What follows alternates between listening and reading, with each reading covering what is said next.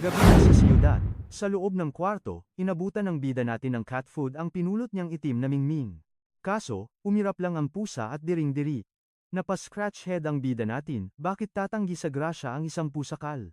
Sa mga oras na yon, nagdadrama ang mingming kung gaano kalupit ang life sa kalsada.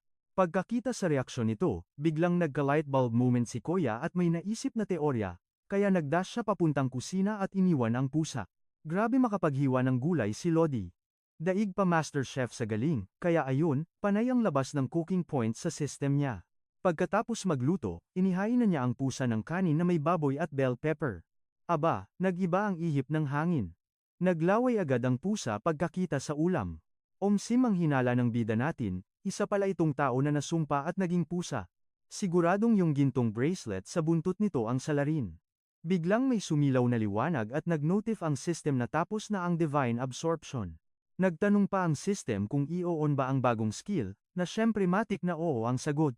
Ngumiti ng nakakaloko si Lodi at agad inaccept ang bagong power ng walang paligoy-ligoy. Sumabog ang gintong liwanag at nag-success ang activation. Tapos, pumasok yung maliit na ilaw sa palad ng ating bida.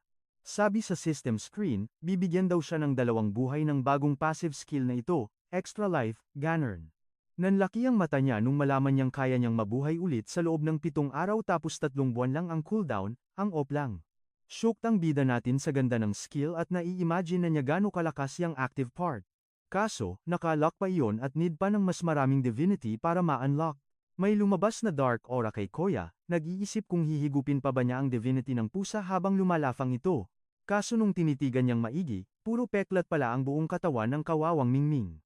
Na-realize tuloy ni Lodi na sobrang sama naman niya kung sasagarin pa niya ang pagkuha ng power sa sugatang alaga. Kaya humanap na lang siya ng ibang paraan at hinimas ang busog na pusa. Masayang nagmiyaw ito, kaya naisip ng bida na hindi na niya pwedeng iwanan ang kaawa-awang nilalang. Dahil doon, nag-decide siyang lumabas para maghanap ng clues tungkol sa divinity habang iniiwan ang pusa sa bahay para makita ang gagawin nito. Pagkasara ng pinto, naiwang mag-isa ang pusa. Biglang nag-iba ang vibe nito, naging seryoso at kuminang ang berdeng mata. Samantala sa loob, nakatayo ang pusa sa living room na parang may malalim na iniisip. Cut to outer ring, isang kalsada na super dugyot at sirang-sira na.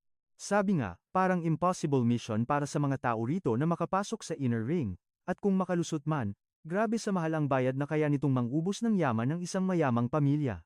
Pero may alam ang bida natin na secret life hack na halos walang nakakaalam. Feeling niya, ang pagiging isang astig na martial artist ang sagot sa lahat ng problema niya sa buhay. Biglang tinawag ni Abby na bat-bat ang ating bida. Napa-bad boy look si Koya at nagtaka kung ano na naman ang chika. Tinitigan siya ng masama ng kalbong tambay at ng tropa nito, binabantaan siya dahil pareho daw sila ng pinopormahan ng boss nila. Nagtanong si Jingli kung sinong Brad ang tinutukoy nila, tapos bigla na lang may tinamaan ng bato sa mga goons mula sa malayo na sobrang lakas ng impact. Naguluhan yung ibang tambay kasi hindi nila nakita ang nangyari. Makalipas ang ilang saglit, isa pang gunang nasapul ng bato sa mukha at tumilapon. Knockout malala yung kawawang kuya. Nang asar pa itong si Shu Jing habang nagja-juggle ng maliliit na bato sa kamay niya. May lumabas na asul na target sa mata niya nang i-activate niya ang kanyang marksmanship skill, aimbot activated. Pagkakita ng leader na tumba ang mga bata niya, inamin nitong may ibubuga rin itong si Shu Jing, pero sabi niya kulang pa raw yun, sabay labas ng Blue Dragon aura niya. Habang umiilaw ang mata ng bida natin, pinanood lang niyang papalapit ang suntok.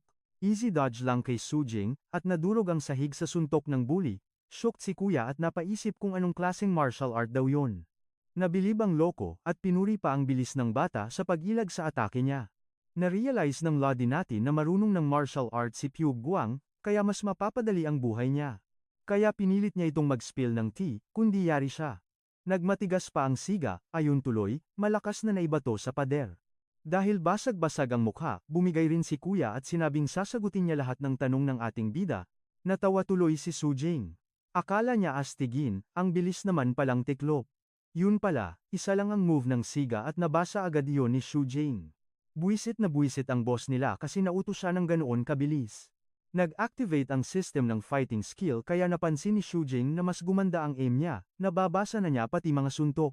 Wala na sa mood ang bully at nagmakaawang wag na siyang bugbugin. May mapupulang mata na nagtanong ang bida kung ano yung move na ginamit nito kanina. Paliwanag ng Siga, hindi raw iyon martial arts kundi inner force niya na nag-iipon ng energy sa katawan. Gusto malaman ni Zhu Jing kung paano yun i-train, pero nagmaang-maangan ang loko. Hindi umubra yun kay Lodi kaya kinwelyuhan niya ito ng malala. Bigla niyang naalala yung chika na iyakin daw tong lolo mo, kaya puro paangas lang pala para magmukhang astig. Isang malutong na sampal ang inabot niya sa bida natin, sabay banta na bubugbugin siya tuwing magkikita sila kapag hindi pa siya nagtanda. Pinagawa pa nga ng reflection paper yung bully ng 10 beses at pinabasa ng malakas sa harap ng buong klase para intense. Sobrang nanginginig na sa takot yung loko kasi akala niya may next round pa ng bugbugan pero cellphone lang pala ang ipapakita sa kanya ng bida natin. Dahil nga at di ma-explain ng bugok kung paano mag-train, hiningi na lang ng MC natin yung address ng dojo, tapos nag-transition sa view ng naglalakihang building sa gabi. Chill lang na nag-navigate ang lolo mo sa syudad gamit ang phone niya, tapos biglang nag-pop up sa system yung tambak na experience points na na-farm niya kanina. Music dito niya na-realize na mas malaki pala bigayan ng XP kapag nakikipagbasag ulo kahit putyo-putyo lang, kesa sa pagbubuhat sa gym. Nakarating din sa wakas sa Golden Wind Dojo, at napawaw siya kasi ang angas ng lugar. Pagpasok niya, sinabi ni Shu Jing na nagtutur lang siya, pero sinaway siya agad ni ate girl receptionist na wag maingay dahil may ongoing na klase daw si master. Sumilip ang bida natin sa loob ng training hall, kung saan may isang master na nagtuturo ng breathing technique na parang basic step para ma-unlock ang inner force. Agad na nahype ang bida natin, kasi sakto, ito mismong moves na to yung gustong-gusto niyang matutunan. Nag-ask siya kay ate receptionist kung pwedeng maki-join, at syempre pumayag naman si ate mo girl kasi grabe yung kilig niya sa kaguwapuhan ng bida natin. Nag-thank you ang bida natin bago naghanap ng pwesto sa likod. Habang nagme-meditate siya, napaisip tuloy si ate mo girl kung kakayanin ba ng isang noob yung ganong hirap na training. Inutusan sila ng master na huminga ng pagkalalim-lalim at i-hold lang muna yung hininga nila. Wala pang ilang minuto, parang mamatay-matay na sa pagpipigil ng hininga yung mga estudyante at literal na namumula na parang kamatis. Kahit yung pinakapabibo sa klase sumuko din kaya super na-disappoint si ate receptionist, biglang tumayo yung master. Nagulat si ate receptionist kaya nakiusap na bigyan pa siya ng ilang araw para makahanap ng malupit na talent, pero deadma si master at pinatahimik siya kasi chill lang na nakikipagbakbakan pa rin ang bida natin sa pagpigil ng hininga. Ramdam na rin ng bida natin yung hirap at kung gaano ka-intense yung oxygen na kailangan para makasurvive dun sa technique. Sakto namang pagkaubos ng oras, biglang may kulay asul na enerhiya, na nag-umpisang umikot at sumabog sa loob ng katawan niya.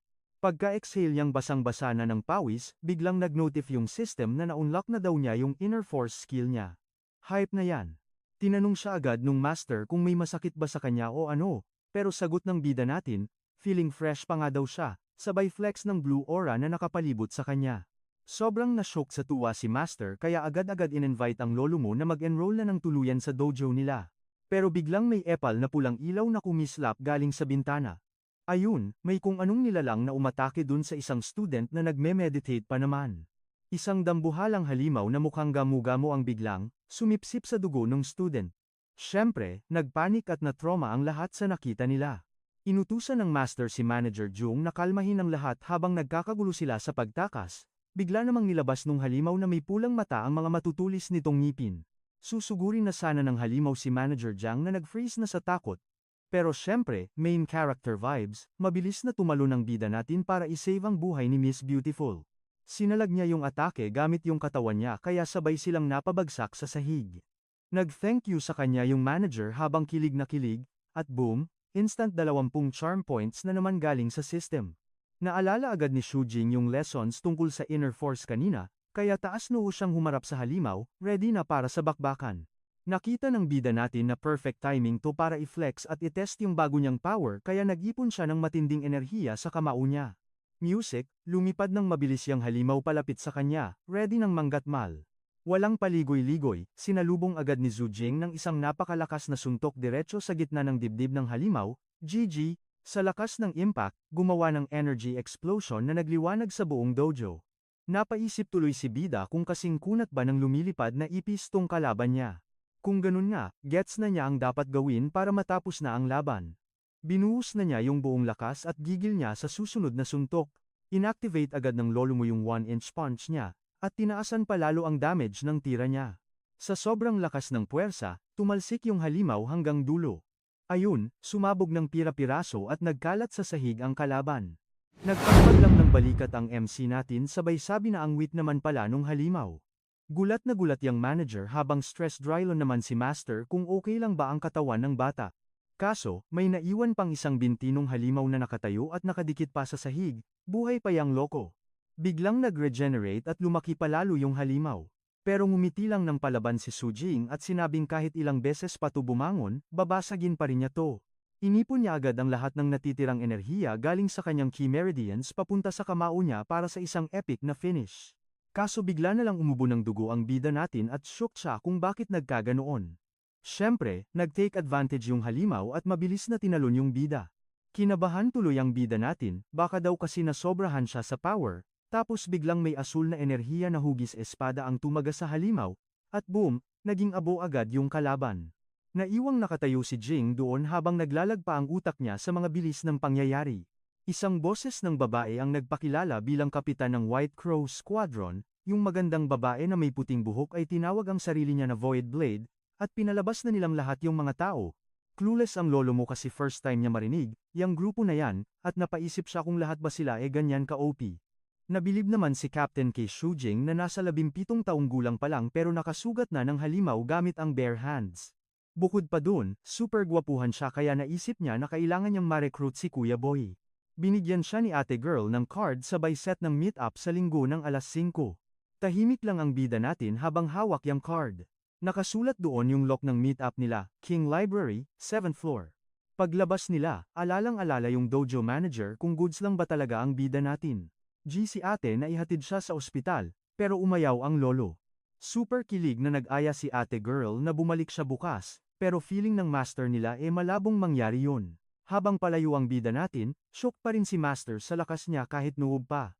Naisip niyang masyadong maliit ang dojo para sa kanya, sabay labas ng system prompts ng mga na-farm niyang points. Napaisip tuloy ang bida natin kung paano wasakin ng 1-inch punch ang kahit anong depensa. Gigil na gigil siyang maranasan ulit yung feeling na naiipon lahat ng ki sa kamao niya. Pero nung sinubukan niya ulit, napa-derp face na lang siya, cue musika, tapos muntik pang mabulunan sa sarili niyang enerhiya. Naalala niya yung sermon ni Master sa palpak na paggamit ng chi kaya naisipan niyang itulog na lang ito hanggang bukas. Mas lalo pang lumalim ang tahimik na gabi sa kalsada. Habang naglalakad sa iskinita, napaisip ang bida natin sa mga misteryo ng mundo at napagdesisyunang puntahan yung address sa weekend. Tunog ng musika. Paglapit niya sa apartment, chinek niya ang CCTV sa phone at huli sa akto ang pusang itim na pinapakialaman ang computer niya. Padabog siyang pumasok sa kwarto at sinita ang pusa kung anong trip nitong gawin. Napamiyaw na lang ang pusa na pawisang nagpapakyut para magpalusot, pero hindi uubra sa bida natin ang ganitong acting. Binalaan ng bida natin ang pusa na lagot ito paggising niya. Kaso bigla siyang na-knockout pabagsak sa kama, kaya naiwang shocked ang Mingming.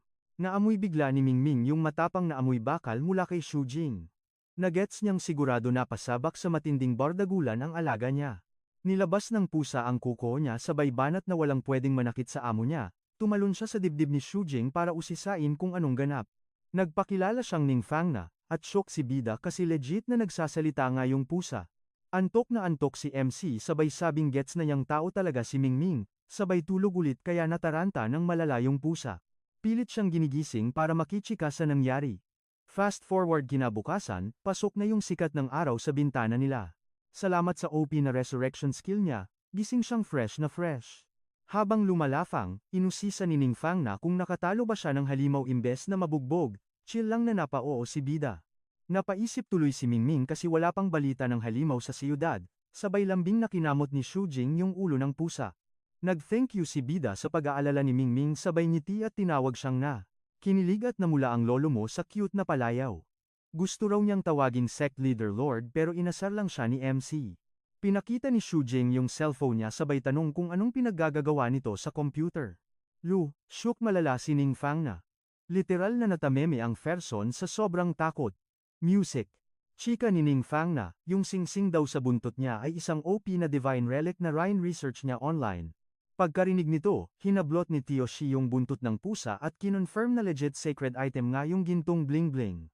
Naalala niyang 287 taon ang nakalipas, may Diyos na deads at naging imbang relics ang labi nito. Sa isip-isip ng bida natin, sa mga alamat lang may ganito, tapos ngayon literal na nasa harap na niya mismo. Seryoso ang Ferson, gets na agad ng bida natin kung bakit kayang humigop ng sobrang divinity ng item na walang palya. Kaso na bad trip yung pusa sa higpit ng hawak sa buntot niya, kaya tinanong kung forever na ba siyang hahawakan nito. Napa-fake ubo si Sai para magpaka-cool, tapos inasar yung pusa kung naghahanap ba ito ng tutorial manual. Agad naman itong dinenening Fang na, sabay emote na ang true wish lang daw talaga niya matanggal na yung sing-sing. Nag-story time na ang Mingming tungkol sa Dragon Sect, na literal na pinakasikat na gang sa buong lungsod ng tuning. Sila ang bossing dun, kaso nag-level up sila masyado kaya ang daming na-insecure at nainggit na mga karibal. Ayun na nga, na-ambush ang Ferson sa mismong bahay niya, sinuotan ng sing-sing, kaya boom, naging pusa bigla ang lolo mo. Sa drawing, makikita kung paano siya na one-shot ng isang misteryosong kalaban na literal na tumapos ng career niya on the spot. Nung nakatakas na ang lolo mo, na-take over na yung gang niya tapos na-stuck pa siya sa weak na animal form na to. Pagbalik niya sa human form, nag-promise yung pusa na may deadly stare na literal niyang wawasakin silang lahat. Nag-isip tuloy si Tioshi sa next step nila, kasi kung useless ang internet, literal na sayang oras din ang pagtambay sa library. Confident namang pumalag yung pusa sabay sabing may naisip na siyang solid na master plan para ma-solve yung problema nila. Bet niyang mag-martial arts training si Tioshi para mag-level up, kaso di magets ng bida natin kung anong connect nun sa issue.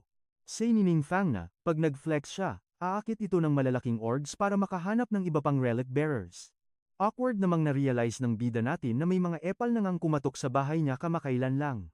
Kaya irereto daw siya ng pusa sa pinaka-OP na dojo sa lungsod para makapag-grind na agad. Sabay pabitin na tinanong kung narinig na ba nito ang sikat na Hidden Dragon Dojo.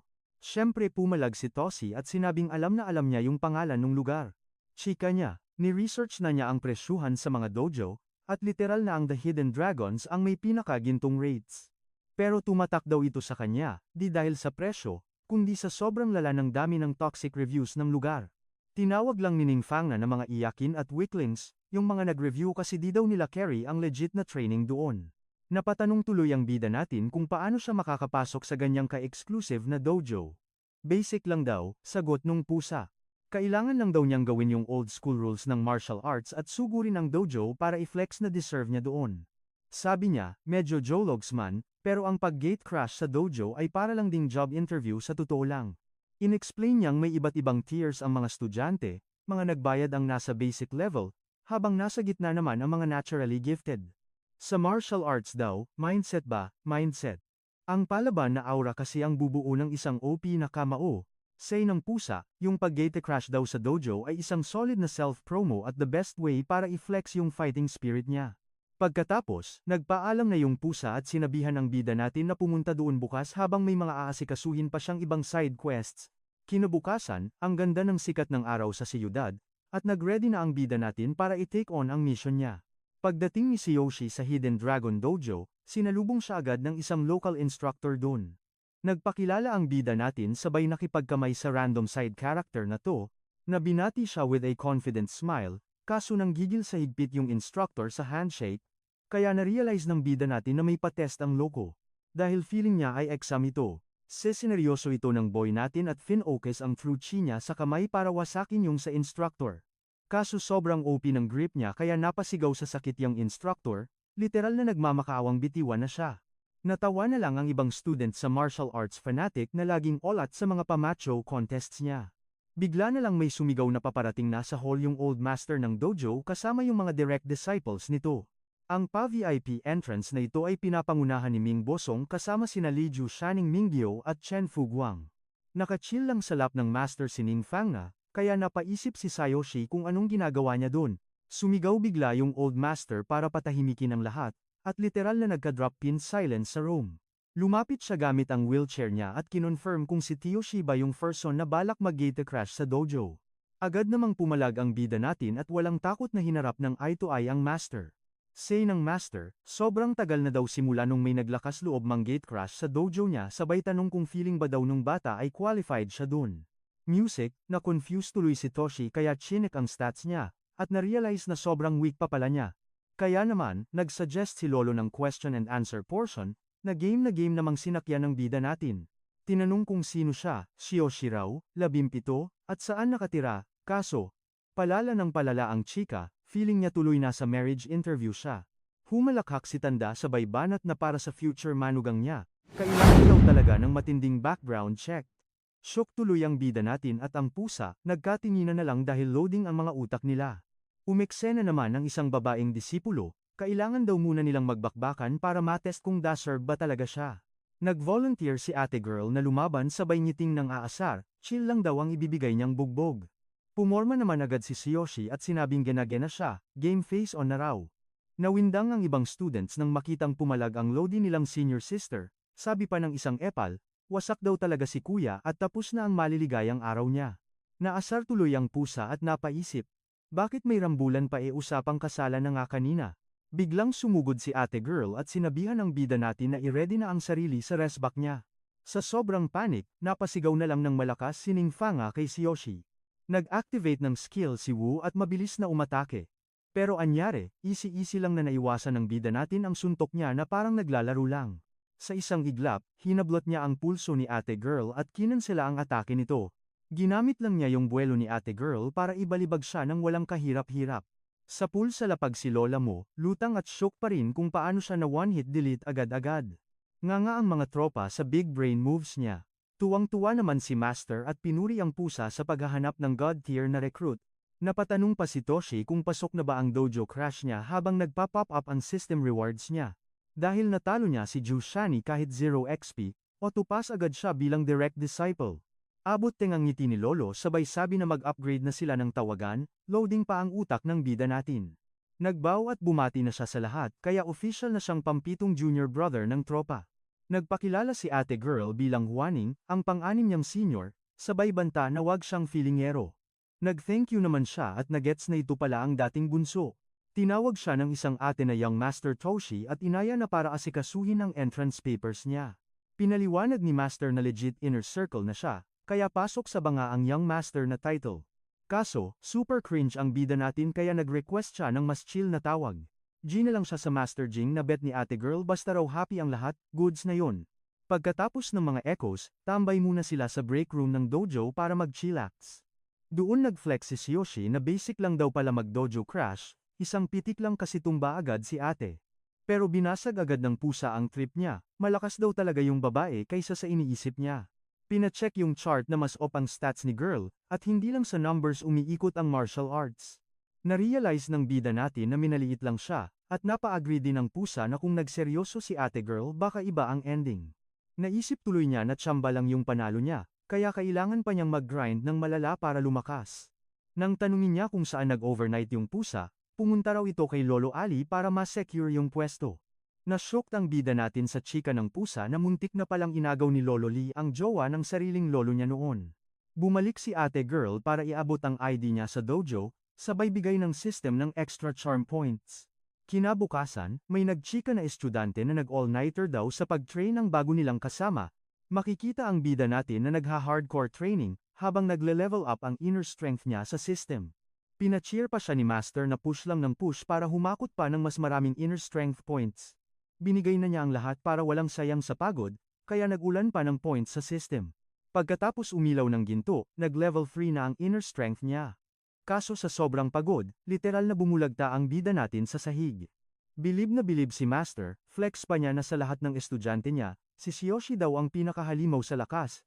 Malapit na raw niyang ma-unlock yung secret method ng Hidden Dragon Sect, na nagpasok ng malala sa bida natin. Kaya nagtanong agad ang bida kung anong level ba ang kailangan niya para doon. Sa isip ni Lolo, adik talaga sa training ang bata. Inabot ni Mang Bosyang ang kamay niya para sa susunod na test. Kahit lutang pa, hinawakan na lang niya ang kamay ni Master sabay isip kung magpapabugbog na naman ba siya sa training. Biglang nag-glowing red eyes si Lolo Master, grabe yung pagpiga niya ng chakra sa pag-focus. Bumuhos yung malalang true ki, mula kay Master papunta sa bida natin, tugtog shish, sa sobrang lakas ng energy, parang sasabog yung katawan niya, hindi kinaya ng powers. Binitawan siya ni Tanda sabay tanong kung anong trip niyang sports. Sabi naman ni Toshi, jogging-jogging lang daw minsan pampa-fresh. Kinabahan tuloy yung bida kung may sakit ba siya o ano, pero sabi ni Master, kalma lang daw kasi all good siya. Sabi pa niya, parang ginawa daw ng Diyos na may OCD yung katawan niya, sobrang pantay kasi ng stats he. Edi ayun na, isa siyang OP na martial arts genius. Alam naman ng bida natin na dala lang ito ng cheat system niya. Nag-ask yung bida kung pwede na ba siya mag-level up sa cultivation, pero pinigilan siya ni Master, chill lang daw muna. Tugtog. Pinaliwanag ni Mang Bosang na puro bugbog pa yung katawan niya kaka-grind kagabi. Pag nag-cultivate siya ngayon, literal natapos ang boxing niya panigurado. Napatanong tuloy si Yoshi kung paano ang healings niya. Pinapunta siya ni Lolo sa hall para abangan yung Sleeping Dragon Ointment. Pagsapit ng gabi, litaw na litaw ang ganda ng Hidden Dragon Dojo sa buong siyudad. Sa kwarto, may narinig na kumatok ang bida natin kaya pinapasok niya agad. Pumasok si Ju Sheneng na may dalang bote, maghehil daw siya ng mga sugat niya. Nagulat at napapraning tuloy siya. Baka mamaya gumanti itong si Weifu dahil natalo siya kanina eh. Nag-sorry muna si ate girl sa pagkatalo niya tapos inutusang maghubad ng damit ang bida para gamutin, sinunod naman niya, at napawaw si Girlash sa abs bago siya pinahiga. Humiga na siya sa kama sabay tunog ng system na may plus 45 pogi points siya. Sabi ni Weifu, wag daw siyang malikot. Nung pinipiga na ni ate girl yung ointment, biglang napa-overthink si Shu Jing ng malala. Ngumiti pa ng nakakaloko si girl sabay sabing wag daw gumalaw, kinakabahan na tuloy ang bida natin sa binabalak niya. Pinahid na ng babae yung gamot sa dibdib niya sabay sabing wag daw siyang tumitig ng ganun, lo siya. Habang nangaasar, sinabi niyang palaban din siya talaga, tapos tinuloy na ang pag-massage. Napansin ng bida natin na grabe makahawak si ate girl, medyo napapaaray na siya sa paggamot. Dahil tahimik lang siya, tinanong tuloy ni ate girl kung bakit. Ang sagot naman ni Shu Jing, carry lang daw lahat basta happy ang kanyang big sis. Biglang naging tameme si ate girl. Umamin siyang natalo siya dahil siyang siya at gusto lang sana siyang asarin para makabawi. Nagpapapang sunod-sunod na system notifications, tapos pa-cute na nagtanong si girl kung galit ba siya. Chill lang daw ang bida natin. Medyo mahapdi lang pero gora lang daw at huwag na mag-alala. Tapos na daw sa taas, sabi ni girl, kaya ba't di pa hinuhubad ang pantalon? Taranta naman si Shu Jing, siya na raw sa lower half para iwas abala. Tawang-tawa si ate girl at sinabing charot lang daw yun, nakita kasi niyang sobrang praning ng lolo mo. Tapos chika niya, para sa next part, kayang-kaya na raw yan ng 7th junior brother mag-isa. Lumabas siyang patingi-tingin kumakanta, naiwang lutang ang bida natin. Paglabas sa kalsada, nag-flash sa system ang mga nakuha niyang experience points, habang inaalala ni Shu Jing yung muntik-muntikan niyang atake sa puso dahil sa kalokohan ni girl. Dahil dyan, nag-level up ang fighting skills at inner strength niya. Gina siyang pumunta sa meet-up nila sa library. Napaisip ang bida natin sa White Crow Squad, feeling niya mala special police ito. Pero nagtataka siya, bakit sa library pa trip mag-meet ng mga loka? Pagkatapos maglakad-lakad, nakarating din ng kuya niyo sa destinasyon niya ang Ching Ching Library. Pag-ariba niya sa 7th floor. Ang weird, kasi walang katao-tao, naisip tuloy niya kung na-prank ba siya. Biglang may tumawag sa kanya kaya lumingon ang bida natin para silipin. Isang blonde na eba ang nagpakilalang si Wu Yuking, sabay tanong naman ni Shu Jing kung nasaan si Void Blade. May nag-explain na boses na informant pala siya. Dahil nga private referral ang ganap, bawal daw muna silang mag-meet sa presinto. Chika ni Blonde, medyo nega pa siya nung una, pero nang makita siya in the flesh, binigyan na siya ng bonggang approval. Pag-upo ni ate girl, in-invite agad niya ang kuya natin na sumali sa samahan nila. Umupo rin ang bida natin sabay tanong kung bakit siya nire-recruit. Binalik naman ni Blonde ang tanong, di ba raw siya curious sa mga divine relics? Shook malala si Shu Jing. Wala siyang idea kung paano nalaman ni ate girl ang sikreto niya. Nakangiti pang sinabi ni ate na tumama ang hula niya. Tinanong kung paano niya nalaman ang tungkol sa relics, pero deadma ang bida natin at nagdududa sa tunay na motibo nito. Kumuha bigla si ate girl ng bote ng tubig para ipagbuhos sila ng maiinom. Caribals lang daw kung ayaw niyang mag-spill ng tea, umamin siyang mali niyang hindi muna nag-explain, tinuro niya ang baso at pinasubukan ang inumin. Sumunod na lang ang bida natin at uminom ng kaunti mula sa baso. Nagtaka siya kung normal na tubig lang ba yun, kasi wala naman siyang malasa. Ngumiti lang si Blonde at binuhos ang natirang tubig sa isang glass teapot. Agad-agad, nilagyan niya ulit ang baso ng hero natin gamit naman ang tubig galing sa teapot. Pinasubukan niya ulit ito, pero feeling talaga ni kuya simpleng tubig pa rin yun. Kahit medyo sus, tinagay na lang ng bida natin para makita ang magic. Laking gulat ng bida natin nang ma-realize na biglang naging matamis ang tubig na walang kaabog-abog. Drop the lore na pala. Ni-reveal ni ate girl na 287 taon na ang nakakalipas, may isang Diyos na natigok.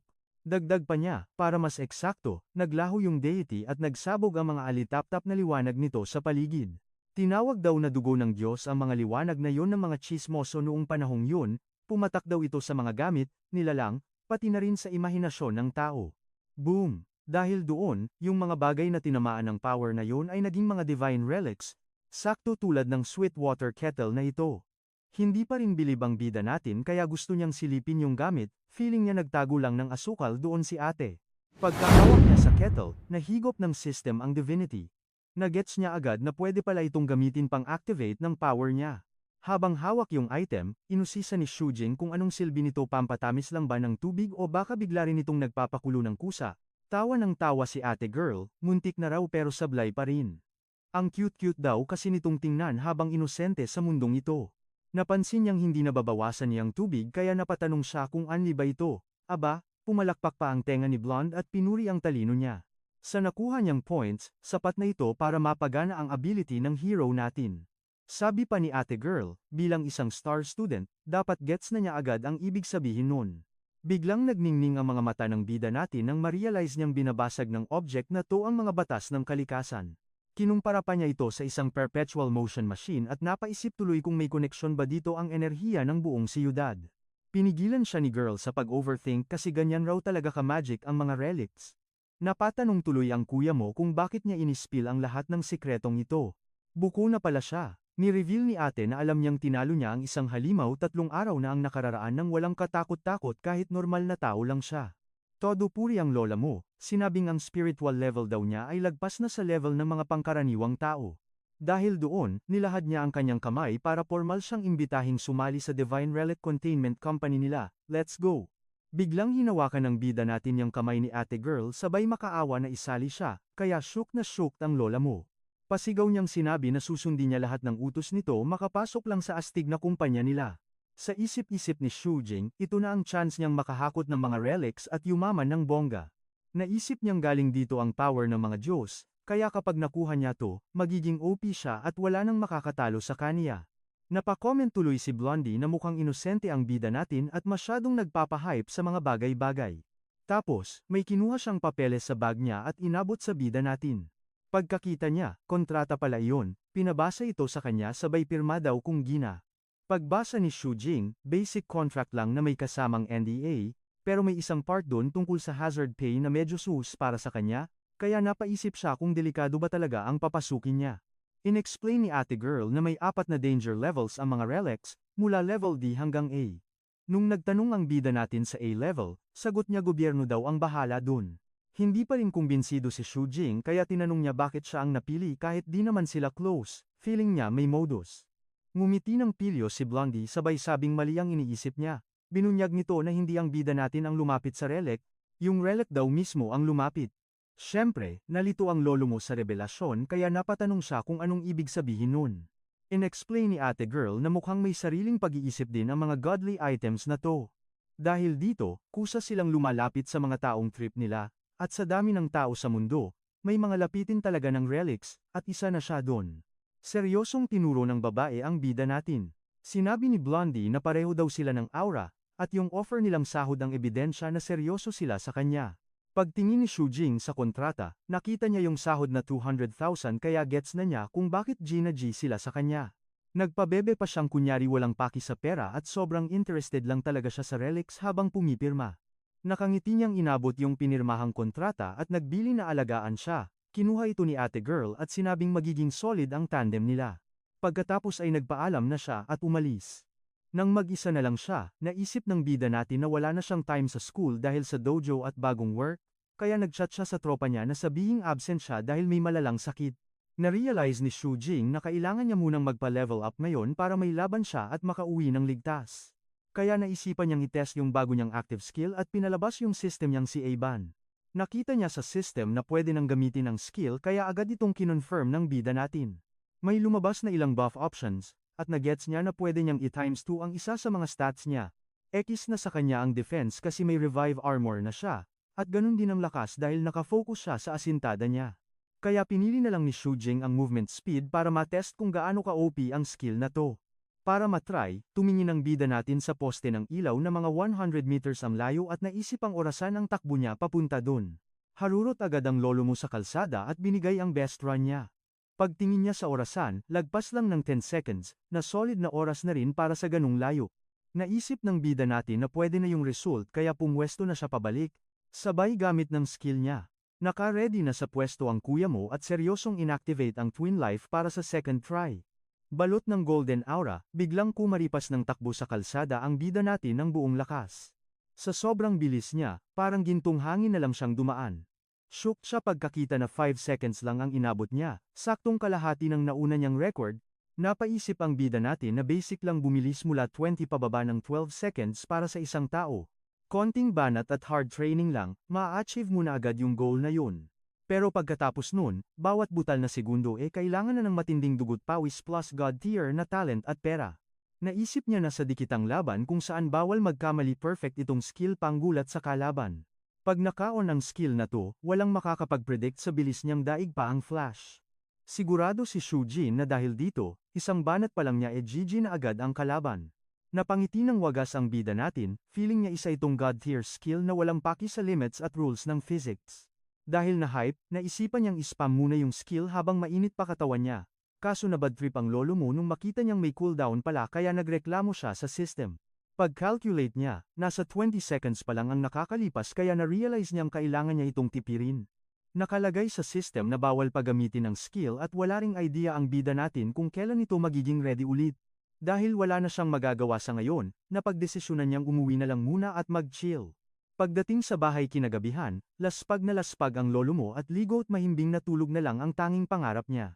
Sa sobrang pagod, biglang naalala ng bida natin na may ensayo pa pala siya sa dojo kinabukasan. Awit, dahil ubos na ubos ang energy, knocked out agad si Shujeng sa pasilyo at hindi na nga umabot sa loob ng kwarto niya. Makalipas ang ilang oras, nagising siya sa parehong pwesto na sobrang shook at walang kaalam-alam sa mga nangyari. Pag-check niya ng cellphone, nanlaki ang mga mata niya dahil alas 6:30 na pala ng umaga at 6 na oras siyang nakatulog. Napakamot na lang siya ng ulo kung bakit sa lapag siya nakatulog imbes na sa malambot niyang kama. Pag-check niya ng skill, na-realize niyang kada isang segundong gamit, may 1,000 segundong cooldown, sakto namang may nag-pop up na mensahe. Chinat siya ni ate kung bakit wala pa siya sa ensayo. Sa sobrang panik, kumaripas ng takbo palabas si Shujeng dahil late na siya.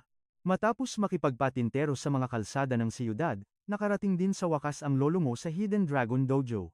Siyempre kailangan pabida, kaya pabigla niyang binuksan ang pinto para agaw eksena at makuha ang atensyon ng lahat. Pagpasok niya, nakita niyang may nakadagan na lalaki sa sahig dahil sa babae mula sa dojo na agad siyang tinawag. Tumayo agad si ate girl at sinabing tamang-tama raw ang pagdating niya para sa pasabog na plano niya. Hinila siya ni ate girl at hinamon agad ng laban para daw i-flex kung paano ba talaga gamitin ang Jin Force. Nagsimula na ang tsismisan ng mga estudyante at sinabing easy win daw to para kay ate dahil noob pa si bida. Kuha agad ni Shujing na gusto lang bumawi ni ate girl at mukhang hindi na talaga siya magpapabebe ngayon. Chill lang ang bida natin at inisip na sakto to para i-flex ang bagong skill niya. Ngumiti siya at nag-ready habang inactivate ng system ang Twin Life music niya. Skill. Uminit na ang labanan at mabilis na sumugod si Ju Shani kay Shujeng. Bumanat siya ng kidlat na atake, pero malupit ang galawan ni Shujeng at finlex ang kaniyang god tier na bilis. Gamit ang bilis na yun, nasalo niya ang braso ni Ju. Ginamit niya ang sariling buwelo ng kalaban para baliktarin ito at ihampas sa sahig. Napanganga na lang si ate girl sa sahig at shook na shook kung paano siya natalo kahit nag-all out na siya. Mayabang na sinabi ni Shujing na nagpaubaya lang siya, at boom, nakakuha siya ng 77 combat experience points. Bukod pa dyan, nakakuha siya ng 81 points sa fitness at 49 sa health. Tuloy sa pag-farm, humakot pa siya ng 26 na points sa marksmanship at 69 sa sports. Nagnilay-nilay ang bida natin at narealize niya na hindi na siya tinuturing ng system bilang isang mahinang nilalang. Napasmirk na lang ang lolo mo dahil alam niyang sobrang OP ng skill niya at kailangan lang niyang tutukan ang kaniyang bilis.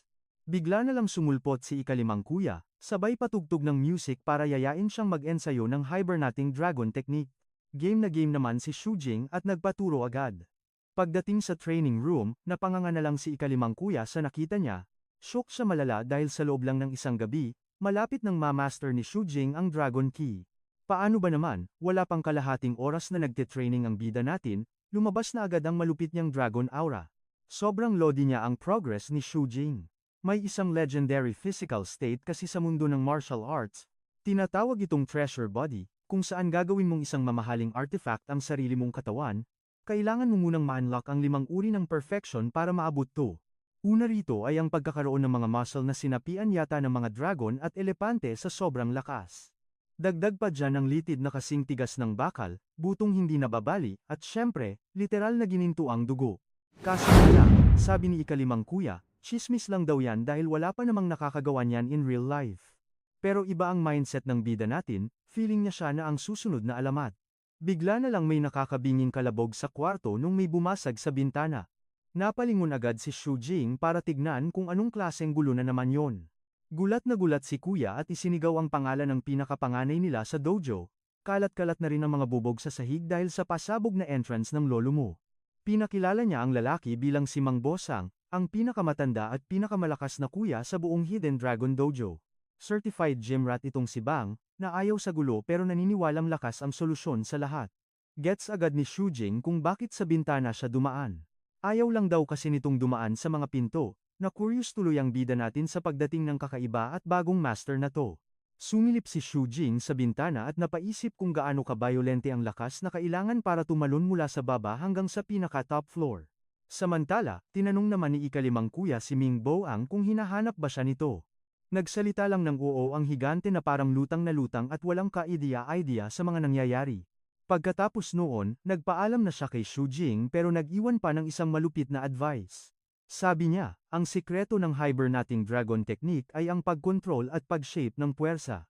Inulit ng bida natin ang sinabi niya at biglang nagka-lightbulb moment, sakto habang tumalo na naman palabas ng bintana ang dalawa.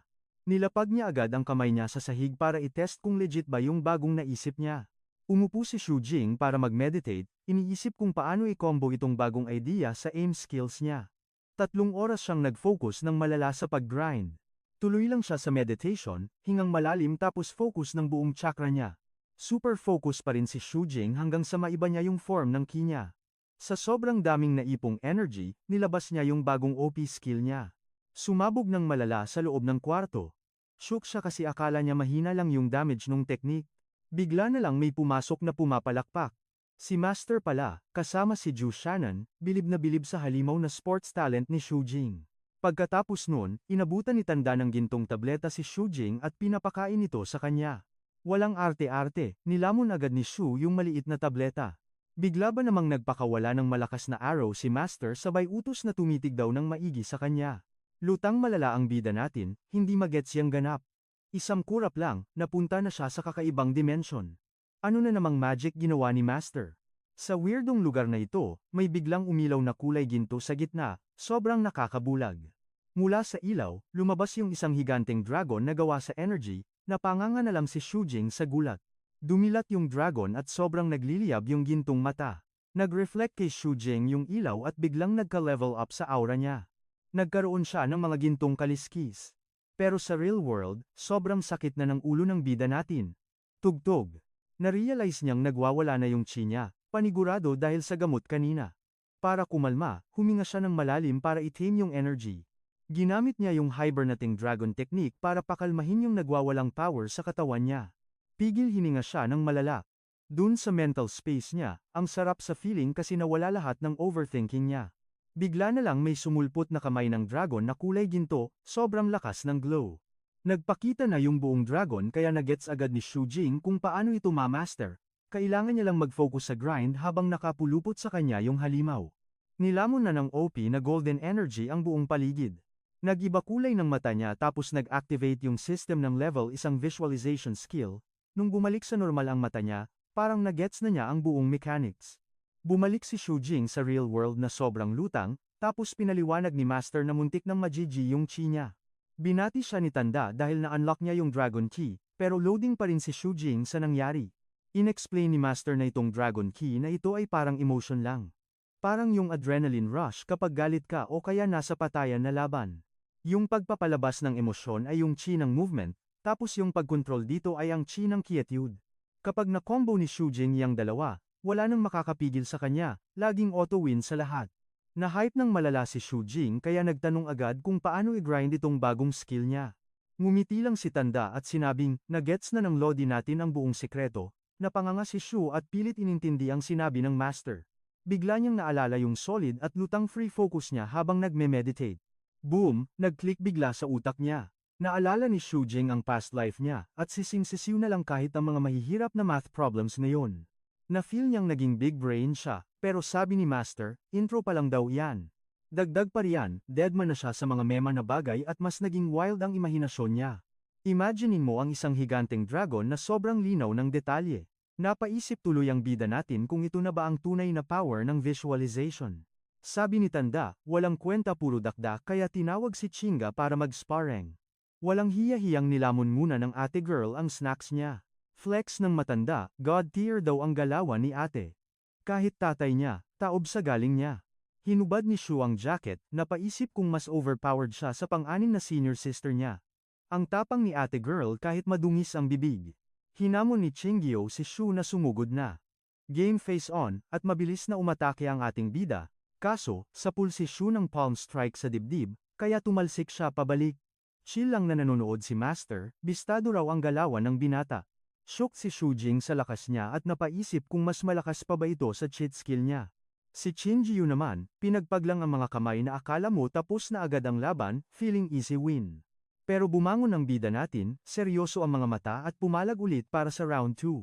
Sabi niya, gagawin niya ang lahat para manalo ngayon, kahit maging madumi at brutal pa ang galawan niya. Sa martial arts nga naman, ang nakatayo ang panalo, at ang tumba ay talo. Hindi na nagpaligoy-ligoy si Chingo at sinipa si Shujing kaya lumipad ulit ang lolo mo. Kahit tumba na, game pa rin lumaban ang bida natin, habang umiilaw ang mata sa pag-activate ng power niya. Sobrang hardcore ng training nila kaya buong araw umaalingaw-ngaw ang mga bulyaw at daing nila sa buong building. Walang preno ang labanan nila hanggang lumubog na ang araw, balik sa sparring, mas swabe na kung i-dodge ni Shujing ang mga atake ni Chinggyo ngayon. At dahil nakakita ng butas, sa wakas ay nakascore din siya kay Ching Xiao ng isang solid na sapak sa music, sikmura. Napaslide pabalik si ate girl dahil sa lakas ng impact, napaisip tuloy si Shujing, ano ba yung nakakakabang feeling sa kamay niya pagkasuntok? Biglang pinatigil ni Master ang laban sabay salo kay Chinga bago pa matumba. Tama na yan, tapos na ang training ngayon, sabi ni Lolo. Tumunog ba naman siya ni Chinggyo kaya pinarest muna siya ni Lolo para kumain, nagtaka tuloy si Shujing bakit tahimik lang lagi yung isa. Napabuntong hininga na lang si Master sabay sabing, naku, mahabang kwento yan, next time na lang. Kinamusta ni Lolo ang bida natin sa training, say ni Shujing. Pagod daw siya pero super happy, tapos biglang lumabas sa system ang bagong stats niya. Shukti siya na yung 4 na oras na pakikipagbakbakan kay Qin Xiao ay nagbigay ng wagas na X. Kinagabihan, naglalakad pa uwi ang bida natin sa madilim na kalsada. Pagdating sa bahay, pumasok siya sabay tawag kay na. Flex sana ang dala niyang pritong manok pero Willie sumasagot, kaya napaisip siya kung saan lupalop ito nagpunta ng ganitong oras. Bigla niyang napansin na may nakakasilaw na ilaw sa CR. Pagpasok niya, nakita niyang isang pares lang ng sapatos ang nandoon, kaya inisip niyang mag-isa lang ang pusa niya. Naalala niyang may mga kaaway ito kaya nag-overthink ang lolo mo na baka nakulong ito sa banyo. Sa sobrang panik, kumaripas ng takbo ang bida natin at sinipa pabukas ang pinto ng CR habang sumisigaw. Gulat siya nang makita ang cute na pusang si Ner na pa-chill-chill lang habang nagbo-bubble bath.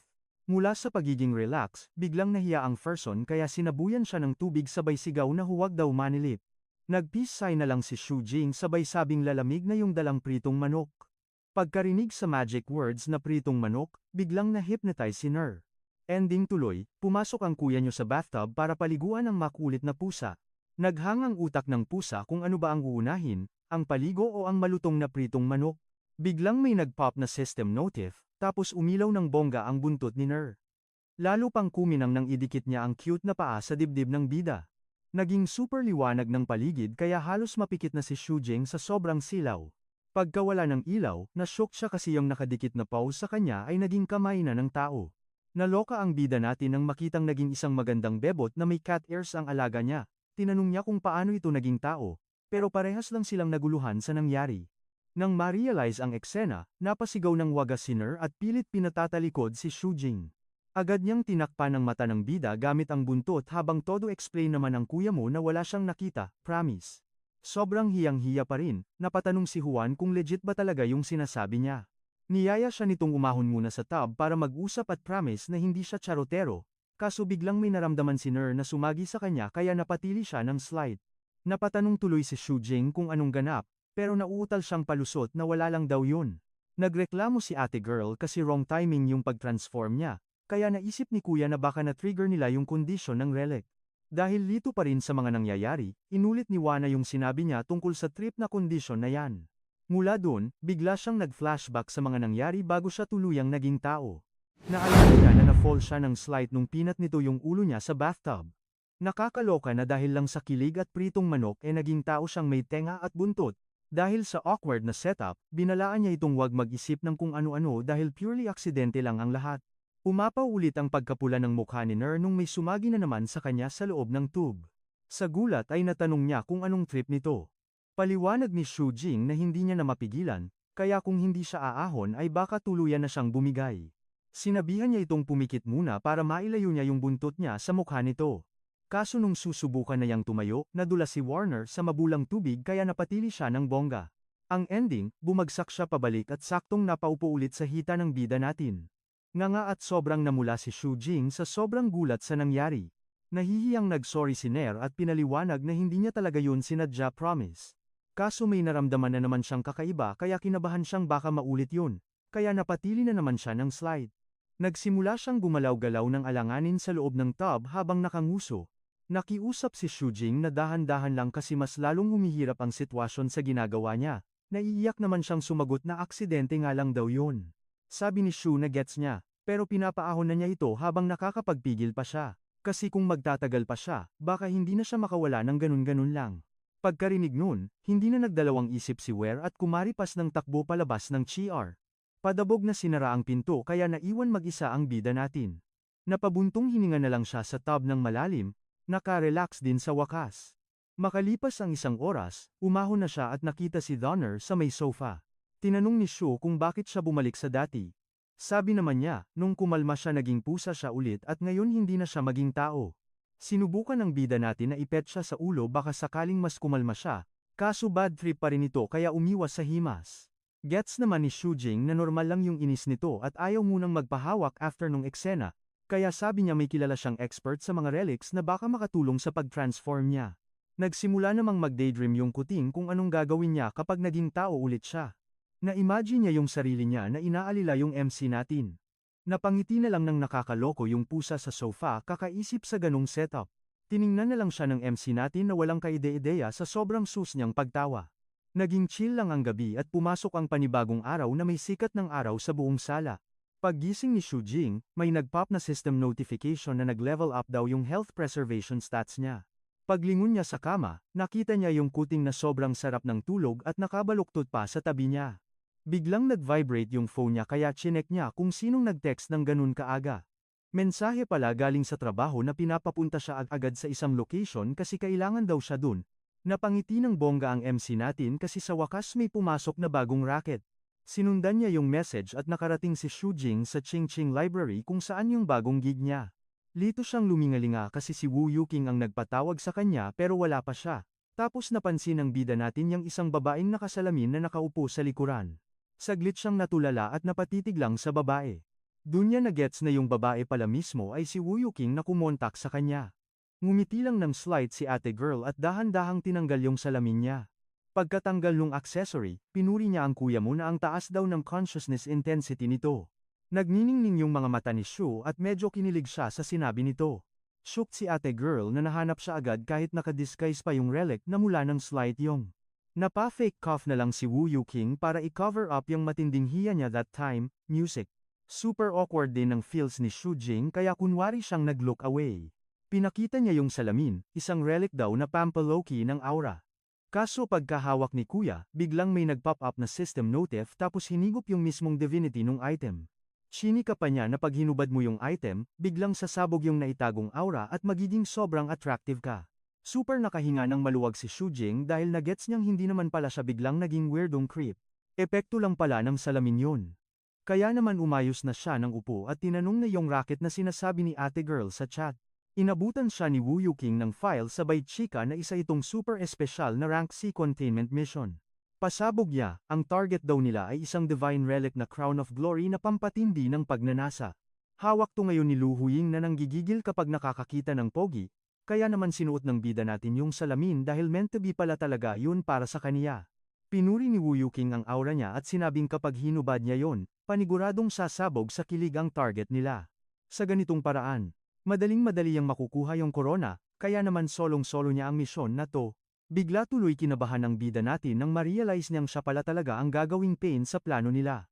Pero naisip niya na swak ang racket na to para makapag-farm siya ng divinity mula sa dalawang relics. Napangiti tuloy siya ng palihim, iniisip kung anong mangyayari kapag suot niya yung salamin ng 10 taon diretso. Todo pose pa si Kuya na feeling nasa tuktok ng langit, kaya napakamot na lang sa ulo si Wu Yuking. Nang matauhan, tinanong niya kung sa kaniya ba yung salamin pero hiniram lang daw yon ni ate girl. Shock naman si Shu Jing dahil may iba pa palang kumpanya na tulad nila. Akala niya kasi sila lang ang nag-iisa, pero pinaliwanag ng babae na lahat naman daw sila ay may pagka-espesyal. Kinumpara pa niya ang trabaho nila sa mga glorified na tagawalis sa kalsada, kaya medyo na-awkward tuloy ng malala si Shu Jing. Kasunod nito, sinabi ni Wu Yuking na may libu-libong divine relics pa ang nagkalat sa buong mundo. Kahit anong gamit pwedeng maging relic tulad ng umiilaw na gintong suklay. May pa-music pa. Bukod doon, pwede ring maging relic ang isang gintong kopa sa mismong kamay ng isang magandang dalaga. Dahil diyan, sobrang delikado ng trabaho nila kasi pwedeng sumulpot ang isang relic kahit anong oras. Nagtanong ang bida kung may kakolab sila, at sagot niya na gobyerno daw ang kumukuha sa serbisyo nila. Pero binalaan siya ni Wu Yuking na mag-ingat dahil pera-pera lang ang habol ng ibang ahensya sa mga misyon. Gets naman agad yun ni Shu Jing at tumango bilang sagot.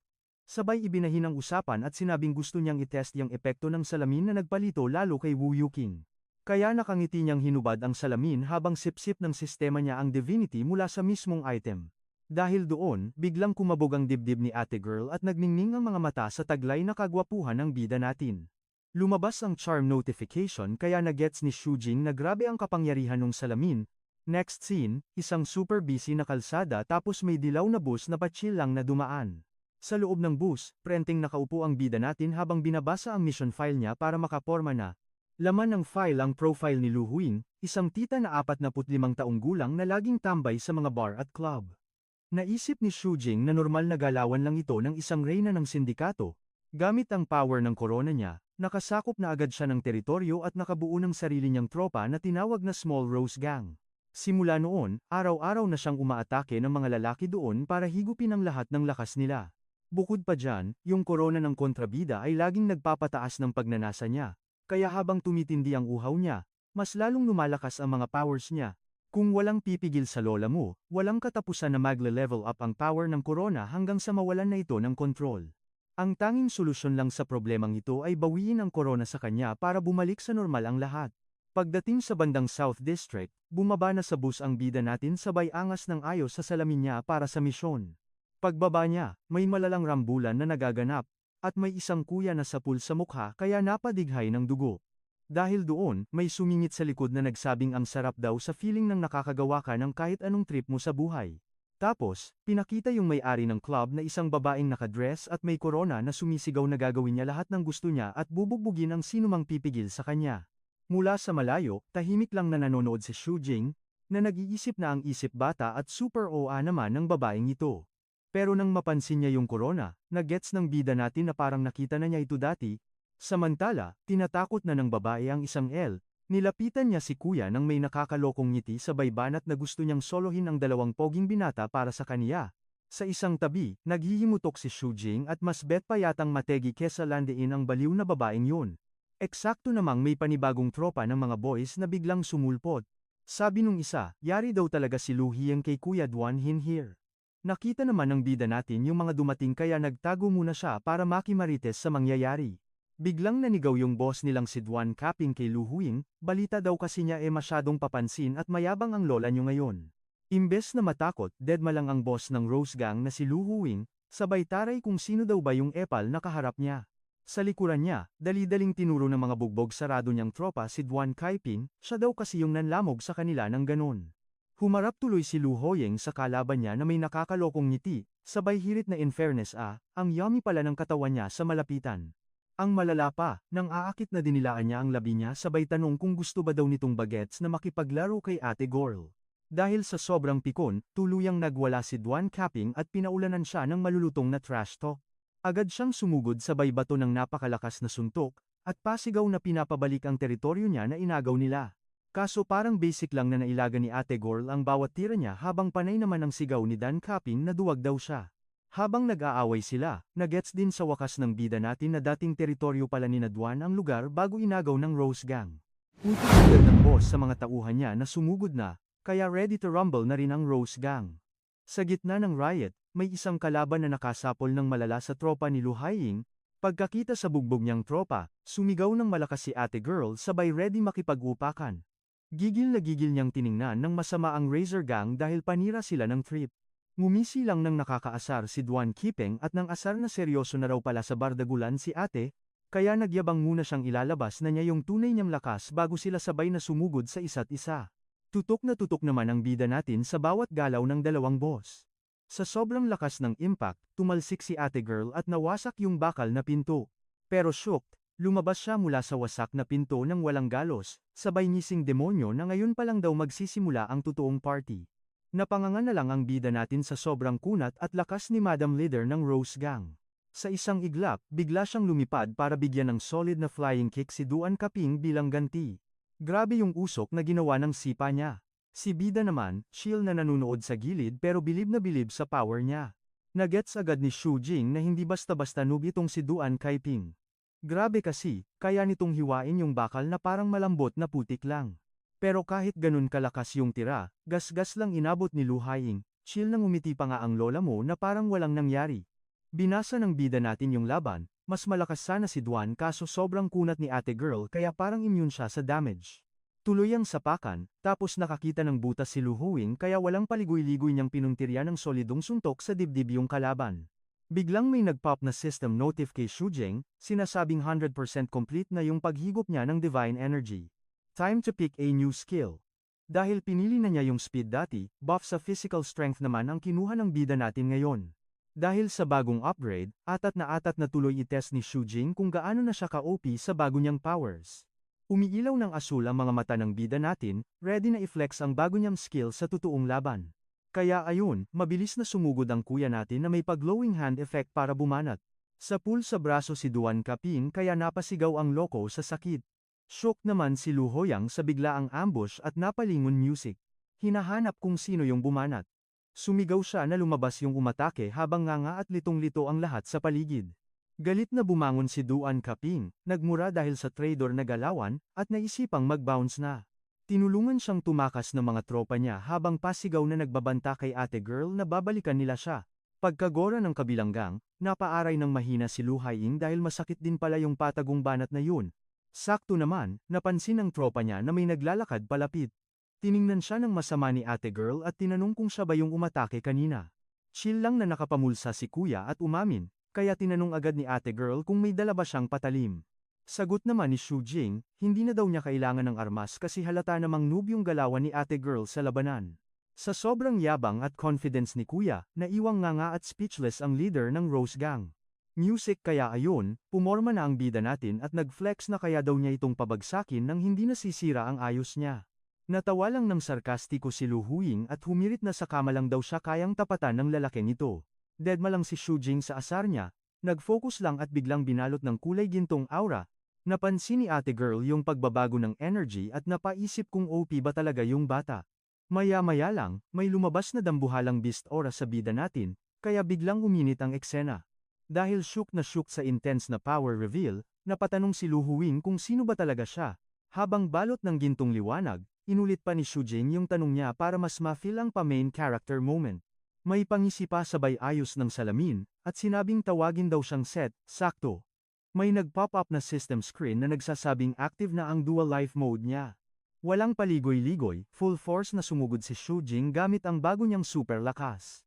Sa sobrang lakas ng suntok niya, bumigay yung baseball bat at sapul agad si Ate Girl sa braso.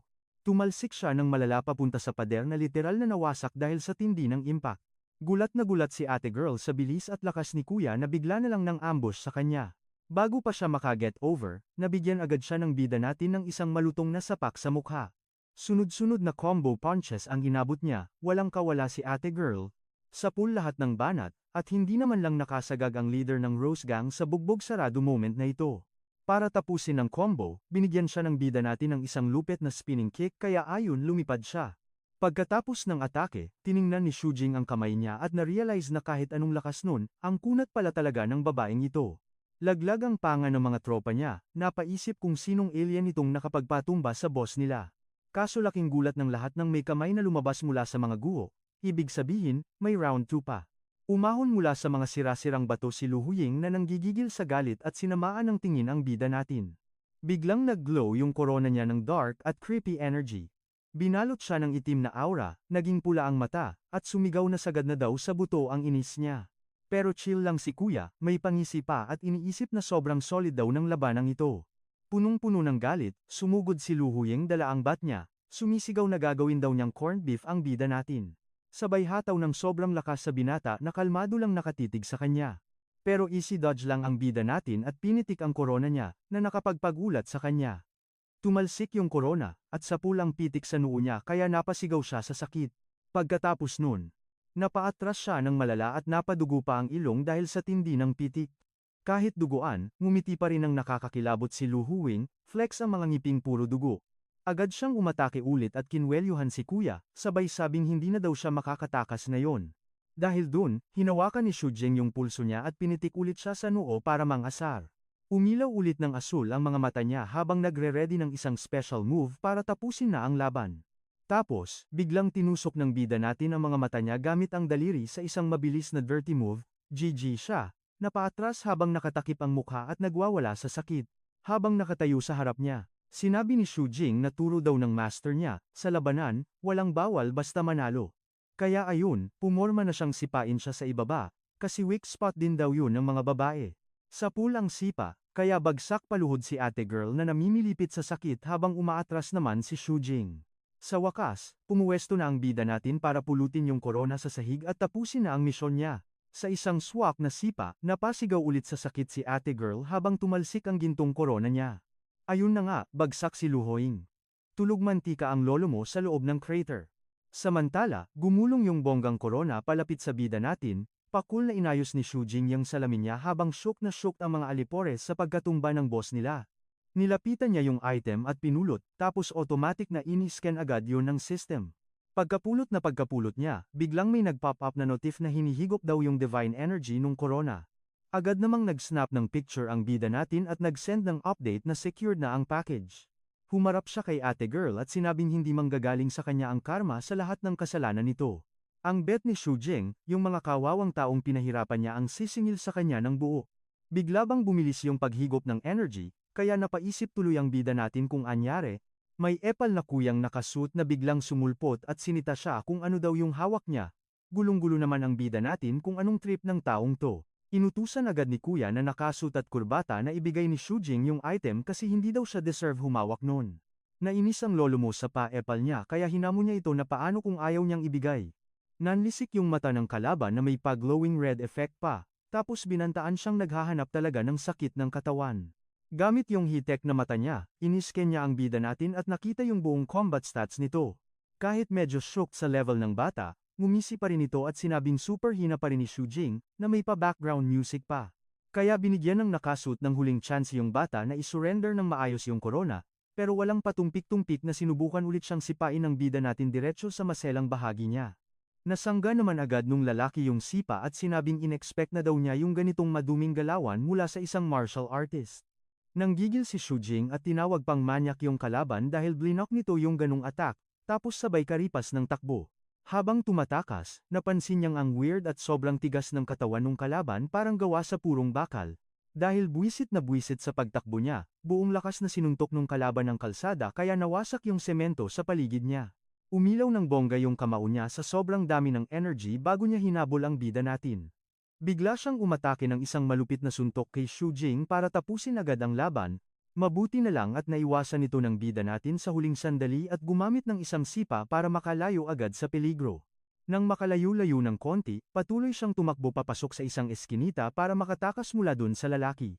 Alam niyang sobrang off nung kalaban at na-realize niyang hindi niya kakayaning makipagsabayan ng matagal, pero mabilis pa sa kidlat yung nakasuit kaya naabutan niya ang bida natin at hinablot sa jacket. Walang kaabog-abog na inihagis niya si Shujing ng buong lakas sa pader ng building. Nang mag-relax yung kalaban, nagulat na lang siya nang sapol siyang tinamaan ng isang maitim na energy mula sa kawalan. Pagkatapos nun, nagsimulang umusok ng itim yung buong katawan niya, at humiyaw siya ng malala habang may tumutugtog na music dahil sa sobrang sakit. Umilaw ng pula yung mga mata ni Shu Jing, at mukhang pati siya shook at di magets kung anong nangyayari. Mula dun, binalot ng kulay violet na aura yung lalaki at bigla na lang siyang nag-umpisang maging abo. Balot ng mga itim na apoy ang bida natin habang pinapanood lang yung lupit ng bago niyang kapangyarihan.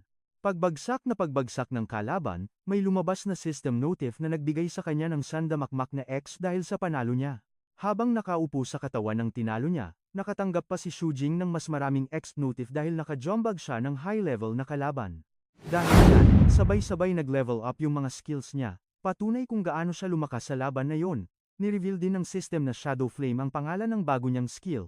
Nang tignan niyang maigi, may napansin siyang weird na bakal na device sa dibdib ng lalaking tumba na. Na-realize ni Shu Jing na balot pala ng sobrang kunat na artificial skin yung katawan ng kalaban niya.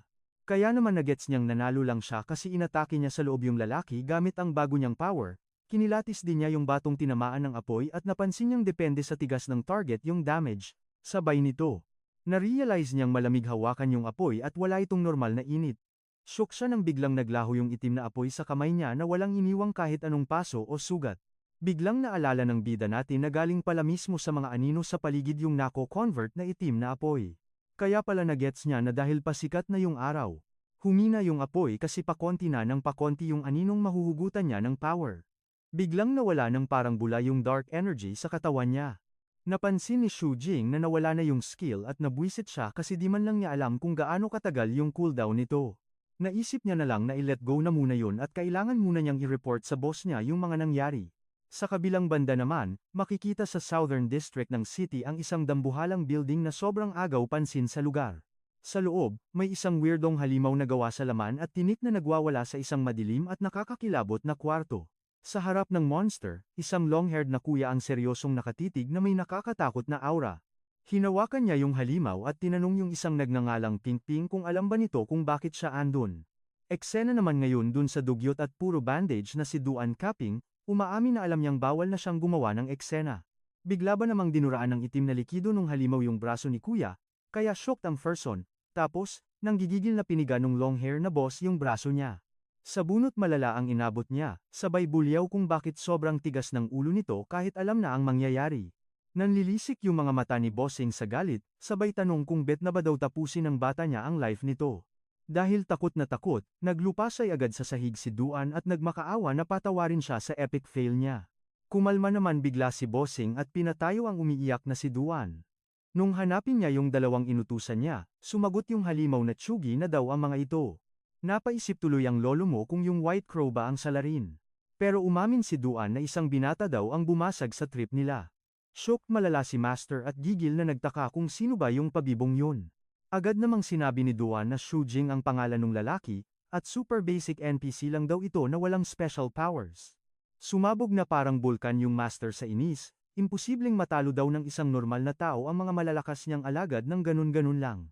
Nag-alburoto pa rin siya, kesyo di man perfect yung mga mutant niya never naman silang matitibag ng mga ordinaryong tao lang. Kaya bet agad i-hunt ng Master yung halimaw kay Shu Jing para gawing dog food dun sa nanay ng mga insekto. Ngumiti ng sobrang creepy ang loko sabay flex ng plano niyang sakupin ang buong mundo gamit ang mga halimaw niyang Junakis. Sa kabilang banda, overthinking malala ang bida natin sa loob ng elevator dahil sa ginawa niyang kalat sa mission, naisip niyang dead mahina lang yun. Kung minalas-malas man, babawiin na lang daw niya sa dami ng points at achievements niya. Pagdating sa ikapitong palapag, bumukas ang elevator at sasalubungin siya ni Ju Shanning. Nag-sorry agad ang lola mo kasi di niya na-predict yung gulo kaya naiwan sa ere ang bida natin. Gulat na gulat si kuya sa biglaang pa-sorry ni ate girl tipong na-stuck siya at di alam ang ire-react. Para makabawi, i-upgrade daw niya yung mission sa C+ na rank at may pabonus pang reward. Sana all. Na-awkward naman si kuya sa inasal niya kaya sinabi na lang niyang ox lang yun, di niya rin in-expect yung ganung treatment. Habang nag-catwalk sila sa hallway, chika ni Ju Shanning na na-identify na nila kung sino yung nakipagsuntukan sa kanya kanina. Hawak ang record, ni-reveal niyang Ju Yingkan ang pangalan ni kuya, na isang expert pala mula sa karibal nilang kumpanya ng sapatos. Nakaupo na sila ngayon sa table, at kinuwestiyon ng bida natin yung palusot na personal na away lang daw ito, amoy malansa kasi eh. Nagtaka ang Ferson kung bakit naman pag-iinteresa ng lalaking yun yung corona nung kontrabida, sobrang nonsense kaya. Para makuha yung sagot, tinuro ni ate girl yung isang mapa sa ibabaw ng mesa para kunin ang atensyon niya. Makikita sa mapa kung gaano kalayo yung shoe company dun sa crime scene, kaya ang weird lang talaga ng kwento. Kutob niya may chismis pa sa likod nito kaya pinasalo na niya yung kaso sa kanya. G naman si Shu Jing, sabay abot ng corona at tanong kung kukunin na rin ba yung salamin. Namula bigla ang lola nyo, at kinilig na sinabing i-keep na muna daw yung salamin kasi baka magamit pa niya next time. Change topic agad si ate mo girl sabay turo dun sa autopsy report sa mesa. Na-stress na shinare ni ate girl na sobrang mind-blowing nung report naglahong parang bula daw kasi yung mga organs nung lalaki, sabay tanong paano daw niya ginawa yun. Naalala ni kuya yung shadow flame power niya pero bet niyang i-gatekeep muna to. Nagpa-cute na lang siya, sabay hubad ng salamin at tanong kung pwedeng pass na lang sa tanong. Gumana ang riz ng bida natin, literal na natameme si Ju Shanning sa kapogian niya na in love bigla lola niyo eh. Nagpanik si Ju Shanning at sinabing wag na daw i-reveal yung sikreto niya, tsaka sinabi ring sobrang op na divine artifact pala yung salamin na yun. Napaisip tuloy si Koya natin at para di awkward, nag-change topic na lang.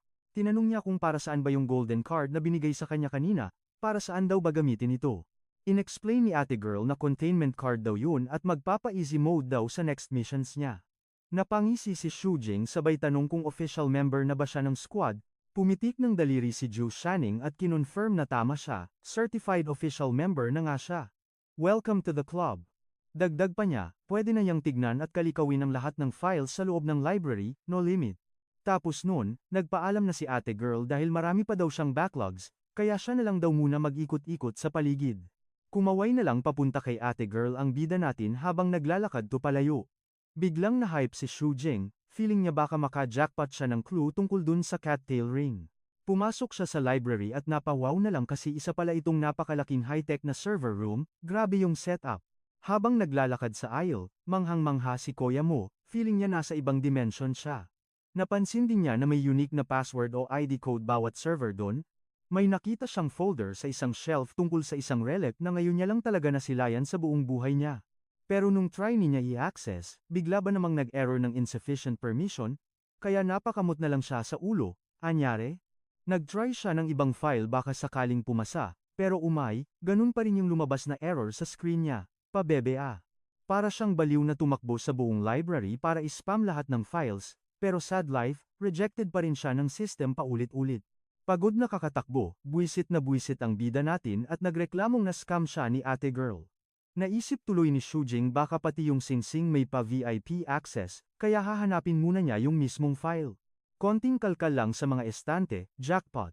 Nahanap din niya sa wakas yung dokumento para sa cattail ring. Todo dasal ang bida natin na parang nasa simbahan, umaasang papapasukin siya ng sistema. Himala at gumana ang dramang yun, biglang lumitaw sa harap niya ang notifikasyon na open na ang files. Napangiti ng wagas ang ating bida, feeling winner at super happy sa nangyari.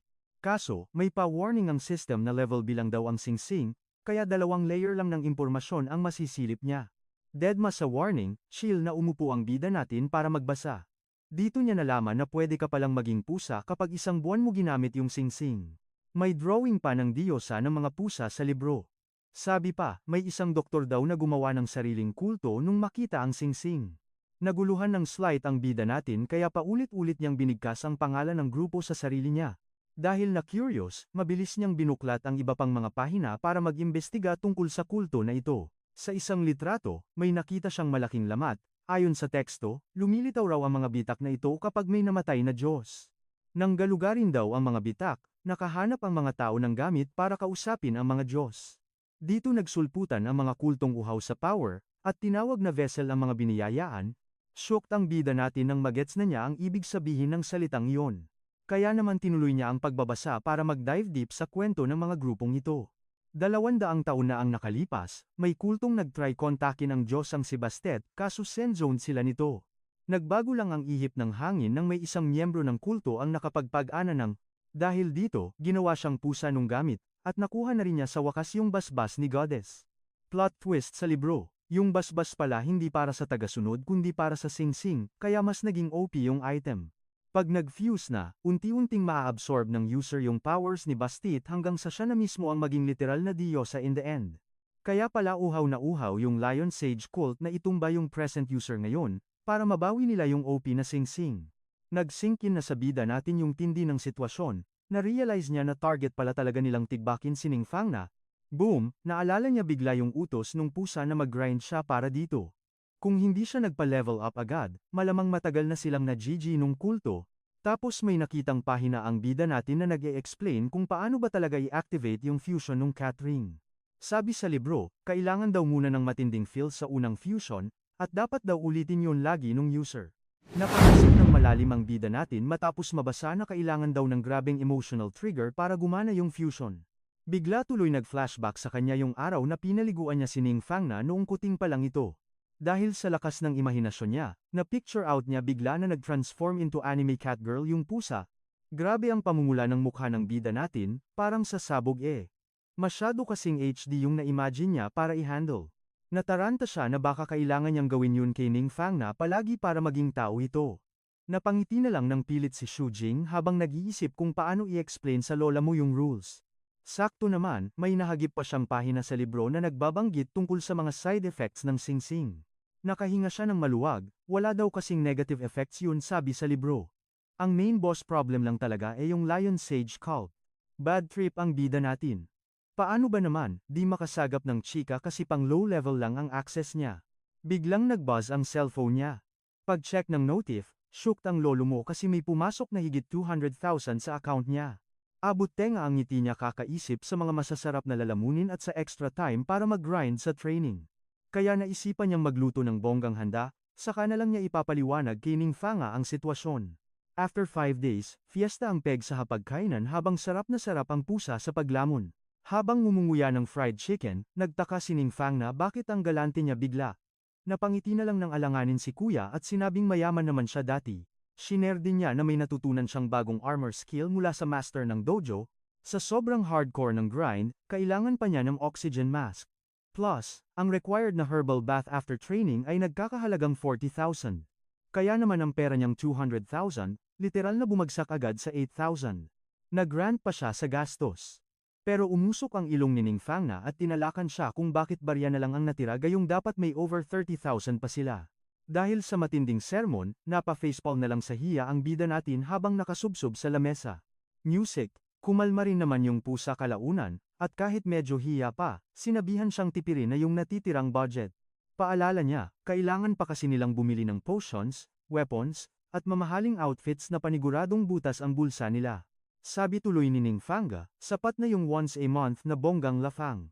Na-realize tuloy ni MC na kailangan niyang dumiskarte agad para magkapera. Dahil sa nangyari, sablay bunot agad siya ng cellphone para maghanap ng diskarte. Nag-chat si Koya sa tropa niya para maghanap ng racket, at niyaya naman siya nito sa dojo. Titig malala ang bida natin sa screen at nag-prepare para sa bagong hamon sa life niya. Paglingon niya, shock siya nang makitang nilalafang na ng pusa ang lahat kaya napasigaw siyang magtira naman ito. Sa maingay na syudad, ready na si bida sa next quest niya. Sa Hidden Dragon Dojo, pinapanood niya ang tropa niyang batak na batak sa training. Music umilaw ng ginto ang mga mata niya habang nagpo-focus para sa turn niya. Isang mabilis na galaw, nag-flex siya ng bagong skill, at nag-pop up sa system na na-unlock niya ito. Bilib na bilib ang green-haired tropa sa progress niya in just 5 araw. Isang girl na naka-pigtails ang pa-cute na lumapit para ayain siyang mag-strength test. Push naman ng tropa niya na sumali siya. Kaso medyo alanganin pa ang ating bida. Sabi ng green-haired dude, perfect timing daw to para i-flex niya ang bunga ng training niya. Dahil mapilit sila, umabante na si Xu Jing at game na tinanggap ang hamon. Pumustura siya sa harap ng punching bag para magpasiklab. Inasar siya ng iba na wag daw masyadong bida-bida, pero dinipensahan siya ni Pigtails Girl. Walang paligoy-ligoy, chill lang na binitawan ng bida natin ang isang diretsyo na suntok sa bag. Nang makita ang mahinang suntok, tawang-tawa ang mga epal at tinanong kung takot ba siyang masaktan. Biglang lumobo at napunit mula sa loob yung bag. Sumabog ito at pumalo ang strength meter sa 9,999. Napangangamalala ang mga estudyante at napatanong kung anong kababalaghan ang nangyari. Ngiting aso ang bida natin at nag-explain na ang ginamit niyang moves ay tinatawag na soft force. Sabi niya, ang sekreto daw ay i-focus ang lakas sa isang spot para doon sumabog sa loob ng target. Nag-thank you ang girl sa tip, habang may isang student na masama ang tingin sa kanya. Sa sobrang inggit, music. Inutusan ng lalaking yun ang tropa niya na kumuha ng bagong punching bag sa storage. Inalok siya ng green-haired tropa niya ng racket bilang bodyguard ng isang VIP. Kinuha ng nalilitong bida ang calling card. Pagbasa niya, sa isang sosi na hotel ang racket at 800,000 ang bayad. Kuminang ang mga mata ni Kuya at na-hypnotize talaga sa laki ng sweldo. Nagka-dollar sign literal ang mga mata niya. Nagmakaawa ang bida natin na ibigay na sa kanya ang racket, kaya ayun, huminto ang isang mamahaling kotse sa hotel at pinagbuksan siya ng pinto. Nakaporma ng formal, bumaba si bida sa kotse at naglalakad papasok ng hotel na parang model. Sa loob, pinagtsitsismisan siya ng ilang lalaki kung di ba siya masyadong bata para maging sekyo. Napangiti na lang ang ating bida at naisip na tama nga ang mga ate niya sa suot niya. Sa isang flashback, tinuro ng ate niya ang suot niya at nagtanong kung ganyan ba talaga ang porma niya. Dinaldal pa siya ng ate niya na mahalaga ang pananamit dahil mabubuli siya kung dugyot siya. Pinakita niya ang isang mapulang suit na prine-pair na daw niya. Nag-inarte ang bida natin na sobrang agaw pansin naman ang suit at di naman daw siya magba-blind date.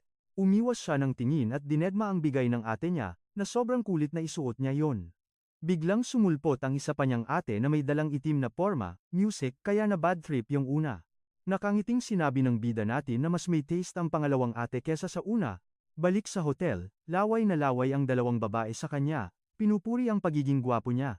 Sa kabilang dako, napaisip ang nakasombrero kung may bagong student ang dojo. Umirap lang yang tambay sa tabi niya, baka raw puro pa. Cute lang yan at wale sa bakbakan. Singit naman ng naka-white suit hindi raw tatanggapin ng Dragon King bilang 7th disciple kung hindi halimaw sa galing. Napansin niya kasi sa lakad pa lang ng binata na solido ang tindig at swabe ang body control nito. Kilala ng lalaki ang 6 disciples ng dojo, pero totally clueless siya kung sino tong bagitong to. Hirit pa niya, kahit anong lupit ng teknik niyan, tutumba rin yan sa 100 na kalaban, bagay na ikinabad trip ng tropa niya. Napikon ng nakasombrero at umayaw na sa debate, sayang lang daw laway sa utak kamao. Sakto namang nilapitan siya ng hotel staff at tinanong kung siya ba yung bouncer sa party. Sabay ngiting may angas, nagpakilala ang bida natin bilang si Shujing ng sikat na Hidden Dragon Dojo. Winelcome siya ng staff sabay latag ng blueprint para i-brief siya sa mga magiging ganap niya sa trabaho. Tinuro ni Kuya yung stage sabay sabi kay Shujing nakatoka yung parteng yan. Habang hawak ang mapa, naisip ng bida natin, sa dami ng bantay, ewan ko na lang kung may mag-inarte pa. Sabi ni Bossing, pang backup lang daw yung extra guards tapos sibak na siya pabalik sa trabaho, pero nakatunog yung bida natin, ang weird na kumuha pa sila ng 6 na halimaw na masters. Napansin din niyang ang daming nakabantay na mga pro na bouncer sa paligid, grabe. Pagtingala niya sa kisame, shooks, parang OA naman sa dami yung mga CCTV ngayon. Dito na na-weirds out si Shujing. Ramdam niyang may parating na malaking gulo eh. Napaisip tuloy siya kung anong pasabog ang mangyayari at kailangan ng ganitong ka-OA na security. Biglang sumulpot yung dambuhalang nakaputi at tinanong kung siya ba yung bagong miyembro. Seryosong lumingon yung bida natin sabay banat ng, sino ka ba? Nagpakilalang Leijukin ng Tiger Soul Dojo si Kuya. Pa-humble effect na ayaw raw ng gulo, pero nag-flex ng nakakamatay na aura sabay aya ng laban. Kahit na provoke, low-key lang ang bida natin at deadma sa kaba. Chill niya lang tinanong kung paano. Niyaya siya nitong magsukatan ng lakas, at walang paligoy-ligoy na G agad ang bida natin. Gets ni Shujing na minamaliit siya nung isa, kaya perfect timing to para itest yung sarili niya. Out of nowhere, sumulpot yung lalaking spiky ang buhok. Shocked siya nang makita yung bida natin doon. Usisa naman nung babaeng katabi nung redhead kung kilala ba niya yon at kung kanino siya tataya. Sakto namang lumapit yung lalaking naka-purple hair. Walang paligoy-ligoy na sinabi nitong dun siya sa bata pupusta. Inasar ng babae si redhead, ni-remind pa na huling beses napaiyak siya sa sakit nung higante. Sa kabilang banda, may ate girl na nakikichismis. Sabi niya, wala namang galawan GG na ata yung bata. Pero sabat ni purple hair, meron daw galawan, sadyang bulag lang sa ganun ang mga normal na tao. Ginamit niya yung analytical skills niya at nagets na bakal ang katawan ng bata kahit patpatin, ngumiti pa siya at nagpapasikreto kay redhead na ipakilala siya mamaya. Habang nanunood, napanganga na lang si redhead. Paano daw nag-level up ng ganun kabilis si Shujing? Nag-flex ng purple aura yung higante sabay asar sa bata na umuwi na lang daw at matulog. Ramdam ng bida natin yung diin ng hawak at nagets na batak sa training si Kuya. Napasmirk na lang si Shujing sisiw pa rin kasi sa kanya to. Dito na siya nagpabibo ng lakas. Sabi niya, kahit ang laki ni Kuya, basic pa rin pala. Shook malala si Dambuhala, litong-lito kung anong klaseng salamangka yung nangyayari. Umapoy ng pula yung mata ng bida natin sabay labas ng angas na aura at tinitigan siya. Pinagpawisan ng malapot si Liquin, ramdam niyang di na niya kaya yung bata. Kaya ayun, napaaray siya sa sobrang sakit habang chill lang na nakangiti yung bida natin. Biglang may umalingaw-ngaw na tunog ng nabaling buto sa buong hall at natapos ang handshake ng pilit. Pati bida natin nagulat sa tunog, mukhang napasobra yata yung force. Binawi ni Liquen yung kamay niyang kasing pula ng kamatis, habang nang aasar na nagtanong si Shujing kung goods pa ba siya. Pilit na tumawa si Kuya Boy sabay praise sa lakas nung bata, na impress daw siya eh. Palusot.com si Kuya na mag-CCR muna, at mabilis na nagpaalam para maka-escape sa kahihiyan. Pagkaalis, naglakad sa hallway yung lalaking nakaputi, feel na feel pa rin yung pagpapaastig niya. Pero nang walang nakatingin, bumigay na siya sa sakit, naiyak habang hawak yung durog niyang kamay. Napaluhod sa sahig si Kuya sabay mura, iniisip kung alien ba o halimaw yung bata. Balik tayo sa hall, iniisip pa rin ni Shujing yung lagutok ng buto, nang biglang may tumawag sa kanya. Nang marinig yung boses, umikot agad ang bida natin para i-check kung sino yung epal. Shocked siya nung makita si Pyu Guang, yung redhead, na kumakaway ng nakangiti. Pagdating sa stage, biniro ni Shujing na feeling rich kid siya, pero todo deny naman si redhead. Walang paligoy-ligoy ang bida natin, diretsahang tinanong kung ano bang sadya nito sa kanya. Nag-explain si Pyu Guang na solid daw yung laban para sa kuya niya kaya gusto siyang ma-meet in person. Sa di kalayuan, nag-cheers ng baso yung naka-purple hair, habang seryosong nakatitig sa kanya yung bida natin, sabay turo nung redhead sa mga sosyalerang chicks na kumakaway na parang may heart emojis yung mga mata. Pass muna ang bida natin sa invite kasi nga may duty, pero chill lang daw at walang kaso yun. Dagdag pa ng lolo mo, kung may gusto sa kanya, dapat nilalapitan siya ng personal, hindi puro pa-chat. Pagkasabi nun, nag-walk out na ang bida natin habang naiwang nakanganga si redhead feeling shook sa angas nung bata. Dahil nakaget-gets yung mga chicks, hinabol nila si Kuya Mo. May isang blonde na umabot sa kanya, labas agad ang cellphone at pakyut na nanghihingi ng number niya. Agad ding sumugod yung ibang mga babae para palibutan siya, sakto namang dumaan yung isang delivery boy na may tulak-tulak na cart. Na bad trip tuloy ang bida natin, tapos na weirds out dun sa delivery guy kasi hindi man lang to na-mention ni manager. Walang hiya-hiya si Ate Blonde, kinapitan pa talaga sa braso at pinilit siyang i-add sa contacts niya. Sabay pa cute na kumindat si Ate Girl, sabi niya may mga spicy chika daw siyang i-share kung i-add siya.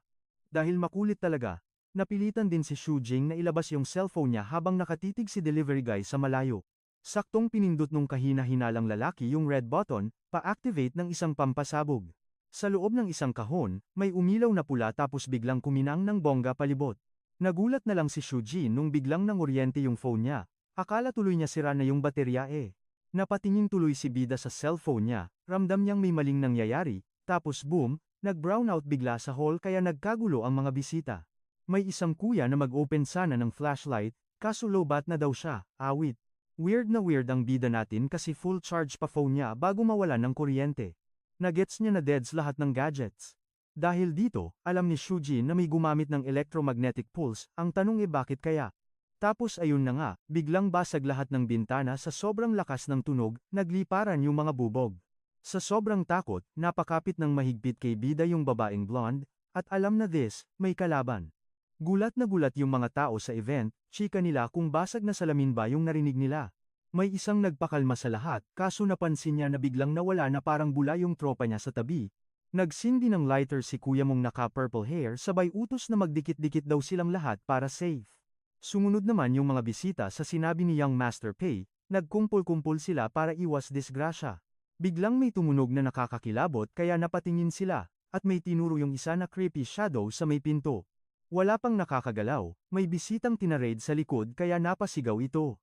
Hinila siya sa dilim at may sumigaw na tinangay si President Jiang. Naiwan na lang yung malaking bakas ng dugo, kaya sobrang nagpanik ang lahat. Naging magulo na talaga ang eksena at nagkanya-kanyang takbo na sila para mabuhay. Sumigaw si Young Master Pei na wag maghiwa-hiwalay para ma-handle ang gulo. Eksaktong may dumaan na sobrang bilis sa harap niya, muntikan pang madali ang mukha niya. Shocked si kuya nang makita yung dugo sa kamay niya, napuruhan pala siya nung mabilis na atake. Kahit delikado at puro tumba ang mga upuan sa paligid, ready na siyang makipagbakbakan. Kaya sumugod si Young Master at sinapak yung anino sa dilim. Tumama sa sahig yung suntok niya kaya umalikabok ng malala, solid yung lakas niya ha. Pagkatapos sumuntok, tumayo agad siya at naging matalas ang pakiramdam sa paligid. Kaso sa isang iglap, tumilapon siya sa sahig kaya napasigaw ng malakas yung nakababata niyang kapatid. Natuog sa dibdib si Master Pei ng isang matulis na braso kaya tulala at di makapaniwala ang kapatid niya. Bakas ang sakit at gulat sa mukha niya habang nakatingin sa sugat niya, parang ayaw mag-sink in sa utak niya yung nangyari. Lumit, kaso ang bilis gumalaw ng halimaw, GG na, huli na para tumakas ang lolo mo, kaya ayun, sumugod agad ang bida natin sabay bigay ng napakalakas na sipa sa kakaibang nilalang. Sapul na sapul, sumabog yung impact kaya tumalsik papalayo yung halimaw. Tiningnan maigi ni Shujing kung anong klaseng alien yung inatake niya. Gulat siya nang lumabas mula sa pader ang isang dambuhalang insekto na sumisigaw ng nakakakilabot. Umiilaw pa yung pulang mata nito habang nakakakilabot na ngumunguya na parang ewan. Namukhaan ng bida natin yung insekto, shish, sulit pala yung matinding training niya para matumba ito. Nalaglag pa nga ng mga bisita sa lakas niya, lalo na at napansin nilang nagsiwian na yung ibang guards. Tumakbo palapit si Pyu Guangong para magpasalamat dahil niligtas niya silang magkapatid. Pinigilan siya ni Shujing, "Huy, huwag kang lalapit, buhay pa yan." Bigla na lang basag uli ang pader dahil mas gigil na aatake ang halimaw. Napansin niyang nag-level up yung buhay ng insekto kaya naisip niyang subukan uli ang tigas nito. Naisip ng bida natin na hindi worth it ibuwis ang buhay para sa kakarampot na sweldo. Walang paligoy-ligoy, binigyan ng bida natin ng solid na sapak sa ulo ang halimaw, rinig mo yung pag-crack. Sa sobrang lakas ng sapak, lumipad ng bongga yung insekto mula sa kabilang dulo ng kwarto. Nanlilisik ang mga mata, sabi niya, hindi lang ikaw ang marunong gumalaw sa dilim boy. Ayun na nga, pinakita ng system na binigyan siya ng night vision ng shadow flame niya, astig. Nagreklamo pa ang bida natin na sana una palang ginamit na niya para easy win. Dahil malinaw na ang mata niya, tuloy ang labanan at nagtilapsikan ang spark sa tindi ng mga banat. Shocked si kuya sa tindi ng bakbakan, pero sabi ng young master, hindi raw ito tabla. Pinaliwanag niyang mukhamang iwas lang ng iwas si Shujing, ni isang atras wala siyang ginawa. Dahil dun, nagets ng young master na lihim pala silang pinuprotektahan ng bida natin buong time. Dahil sa lala ng eksena, pinatsupi agad ni Kuya Mong Buff ang mga usisero para iwas epal sabay utos na tawagan ang mga lesbo. Dahil safe na ang tropa, oras na para seryosohin ng bida natin ang laban. Ngumisi ang loko at nang asar sa halimaw na sila na lang daw ang magde-date ngayon. Humarap naman yung halimaw, ready na makipagbasagan ng mukha habang nanlilisik ang mga pulang mata sa dilim. Biglang sumugod ng sobrang bilis yung kalaban, buti na lang at naiwasan agad ng bida natin. Nasapul pa rin siya ng konti, at na-realize niyang nag-level up din sa bilis yung pangit na halimaw. Todo bigay na sumugod ulit yung halimaw sa MC natin. Nakangisi pa ang loko at feeling sure win na siya sa labanan na ito. Biglang napunta sa madilim na void si Shujing at napaisip kung anong trip na naman ito. Habang nahuhulog siya sa kawalan, napaisip tuloy siya kung game over na ba ang life niya. Hindi makapaniwala ang lodi natin na ipis lang pala ang tatapos sa kanya, parang may mali yata sa script. Sa paghulog niya, sinalo siya ng isang kamay na gawa sa gintong liwanag kaya lalo siyang nashook, tapos may sumulpot na energy dragon na super pamilyar sa paningin niya. Balik sa totoong buhay, nakadaga na yung halimaw sa kanya at ready nang tapusin ang laban. Kaso napansin ng kalaban na may kakaiba. Nagulat siya sa biglang paglakas ng aura ng bida natin. Ayun na nga, sumabog ang gintong aura mula kay Shujing para i-shield siya sa mga atake ng halimaw. Nagliwanag ng ginto ang mga mata niya, ready nang mag-flex ng bagong power. Ginamit niya yung Hidden Dragon move at sinabing makakatikim ng matinding karma yung kalaban. Nilabas na ng MC natin ang kanyang ultimate move, at boom, sapul ang halimaw ng isang solid na energy blast. Sobrang lakas ng atake, literal na naging alikabok at nagkalat ang mga piraso ng halimaw sa buong hall. Pagtingin niya sa sarili niyang kamay, na-shock si Shujing sa sobrang OP ng na-unlock niyang power, may narinig siyang weird na tunog, meaning hindi pa pala tapos ang boss fight. Gulat siya nang tumayo yung halimaw kahit pugot na, daig pa ang tibay ng ipis sa bahay. Naalala niyang nakakasurvive na pala ang mga ipis kahit walang ulo, kaya kailangan niyang humanap ng ibang paraan para tapusin ito.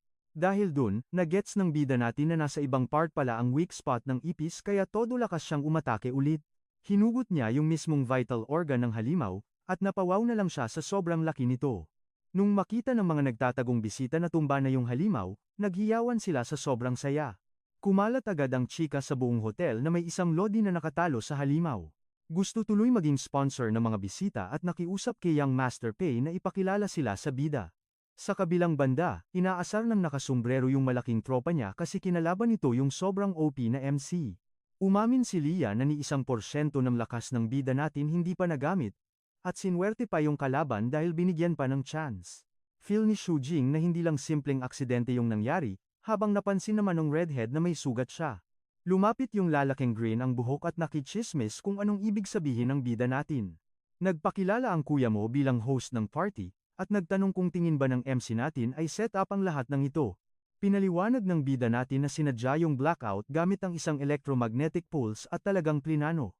Seryosong sinabi ng bida natin na ang tunay na motibo ng atake ay para tigukin lahat ng bisita sa event. Sa sobrang inis ng host sa nalaman niya, sinabi niyang ipapaimbestigahan daw ang atake sa tatay niya. Pero tiningnan lang siya ng MC natin at tinanong kung bakit pinilit pa rin ang party kahit alam na nilang sobrang delikado. May humirit na bisita na baka may tinatagong sikreto yung host kaya biglang nagka-atakehan. Kaya pinalaan ni Shu Jing ang lahat na hindi pa tapos ang kalbaryo at kailangan na nilang tumakas agad. Nagsimula na ngang mag-evacuate ang mga tao habang pinapakalma sila ng host. Tinanong ulit ng lalaki kung kilala ba ng bida natin kung anong klaseng halimaw yun, pero iniwasan niya agad ang tanong. Nagets ni Shu Jing na tinetesting lang siya at mas magulo pala ang sitwasyon kaysa sa inaasahan niya. Dahil safe na, kanya-kanyang tawag sa pamilya ang mga bisita habang biglang nag-notif ang system ng bida natin. Sunod-sunod na lumabas ang mga notification na naka-gain siya ng XP at nag-level up pa ang mga skills niya. Bigla na lang gumaling ng kusa ang sugat niya sa dibdib, shocked ang lodi natin nang makitang naglahong parang bula ang lahat ng injuries niya. Na-realize niyang bumalik sa full HP ang stats niya dahil nag-level up siya sa boss fight kanina. May in-offer na specialization ang system at napaisip tuloy siya kung konektado ba ito sa bago niyang move. Walang paligoy-ligoy na inaccept ni Shu Jing yung offer at pinindot agad ang confirm button sa screen. Binalot siya ng green aura at na-excite sa bagong power-up na ito. Ibang klase ang daloy ng energy niya ngayon, para bang mga kinalawang na tornilyo na nalagyan ulit ng langis. Dahil sa nangyari, na-realize ng MC natin na minsan nang dumating ang ganitong kasolid na swerte. Kaya sinamantala ng ating bida ang pagkakataon para mag-grind at i-train yung kanyang streamer armor skill. Sa kabilang banda, ginagabayan ni Young Master P ang mga nurse habang hinahanap kung nasaan na ang mga sugatan. Paglingon ni Kuya, shock siya malala sa nakita sa sala. Chill lang na nagme-meditate si Shu Jing sa sofa tapos may pa-aura pa ng dragon. Fast forward sa Hidden Dragon Dojo, gabi na sa buong siyudad. Habang ginagamot siya ng ate niya, asar talo siya sa sobrang malas ng naging bodyguard mission niya. Sabi ni Master, parte raw talaga ng buhay yung aksidente kaya napatanong si Bida kung anong klaseng halimaw ba yung nakalaban nila. Walang idea si Mang Gosang sa buong kwento pero baka raw galing Borderlands yang halimaw. Napaisip tuloy ang bida natin tungkol sa biglang lumabas na rift. Ano kaya talagang meron doon? Pinakalma siya ni Master, swerte na raw nabuhay siya tapos nakakuha pa ng bagong skill. Kaso biglang flex si Shu Jing na nagets na daw niya ang pinakapuso ng Hidden Dragon style. Lu, literal na napatayo sa wheelchair ang dojo master sa sobrang gulat pati lahat ng andun shock. Lumapit agad si Mang Bosang tapos hinawakan sa braso si Bida pa i-check ang pulso niya. Nang idikit ni Mang Bosang ang kamay niya sa dibdib ng bata, grabe ang panlalaki ng mata niya sa naramdaman. Napatanong tuloy si Master kung nakabuo ba ng dragon ang bida natin, habang yung ate niya litong-lito na sa usapan. Tumawa ng malakas si Mang Bosang tapos pinaliwanag sa babae na may literal na nabuong dragon sa loob ng katawan ng kapatid niya. Nagtataka si Shu Jing kung anong klaseng dragon yon, sabi naman ni Master hindi daw yung guni-guni kundi totoong spiritual energy. Pinaliwanag niyang ang sikreto ng teknik ay palakihin ang inner dragon na to hindi lang basta puro training, at nakuha na ng bida natin ang cheat code para lagpasan ang limitasyon niya. Nakaluhod na nalilito, tinanong ni Shu Jing kung ano bang ibig sabihin ng pagbasag ng limitasyon. Say ni Master, may hangganan ng katawan ng tao at pag nasira mo yun, magle-level up ang buong pagkatao mo. Nagets ng bida natin na mukhamang tao sa labas, magiging halimaw naman ang lakas ng kaluluwa mo. Ang mga nakakagawa nito ay tinatawag na immortal at kayang mabuhay ng 150 taon na parang bagets. Napatingin si Jing sa binti ng matanda sabay isip na baka na aksidente ito, pero sabi ni Master chill lang, mas mababa na raw ang tsansang pumalpak ngayon. Sipag at tiyaga na lang talaga ang kailangan kaya nag-thank you ng malala ang bida natin. Napa-question tuloy ang ate kung bakit tumanda si Master kung malakas naman pala siya dati, tapos biglang seryosong sinabi ni Mang Bosen na may pumatay kasi sa dragon niya. Hala, laglag pa nga at literal na natameme sa takot ang magkapatid sa nalaman nila. Nag-storytime si Master na nung kabataan niya, ang yabang daw niya at feeling niya siya na ang pinakamagaling sa mundo. Sa flashback, makikitang inaapakan ng batang Master ang tinalo niya habang nagyayabang kung gaano siya kalakas. Dahil hindi siya makaya ng mga kalaban, ang asawa at anak ni Mang Osong ang pinaginitan at inatake. Sa sobrang gigil at galit ng Young Master, sugod bahay siya para maghiganti ng walang pakialam sa mangyayari.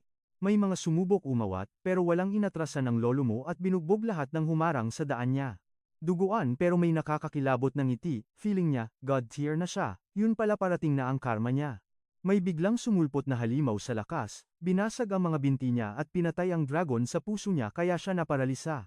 Para iwas gulo at maprotektahan ang pamilya, nagtago sila at nagtayo ng Hidden Dragon Dojo, sabay seryosong tanong ng bida natin kung wala ba siyang balak maghiganti.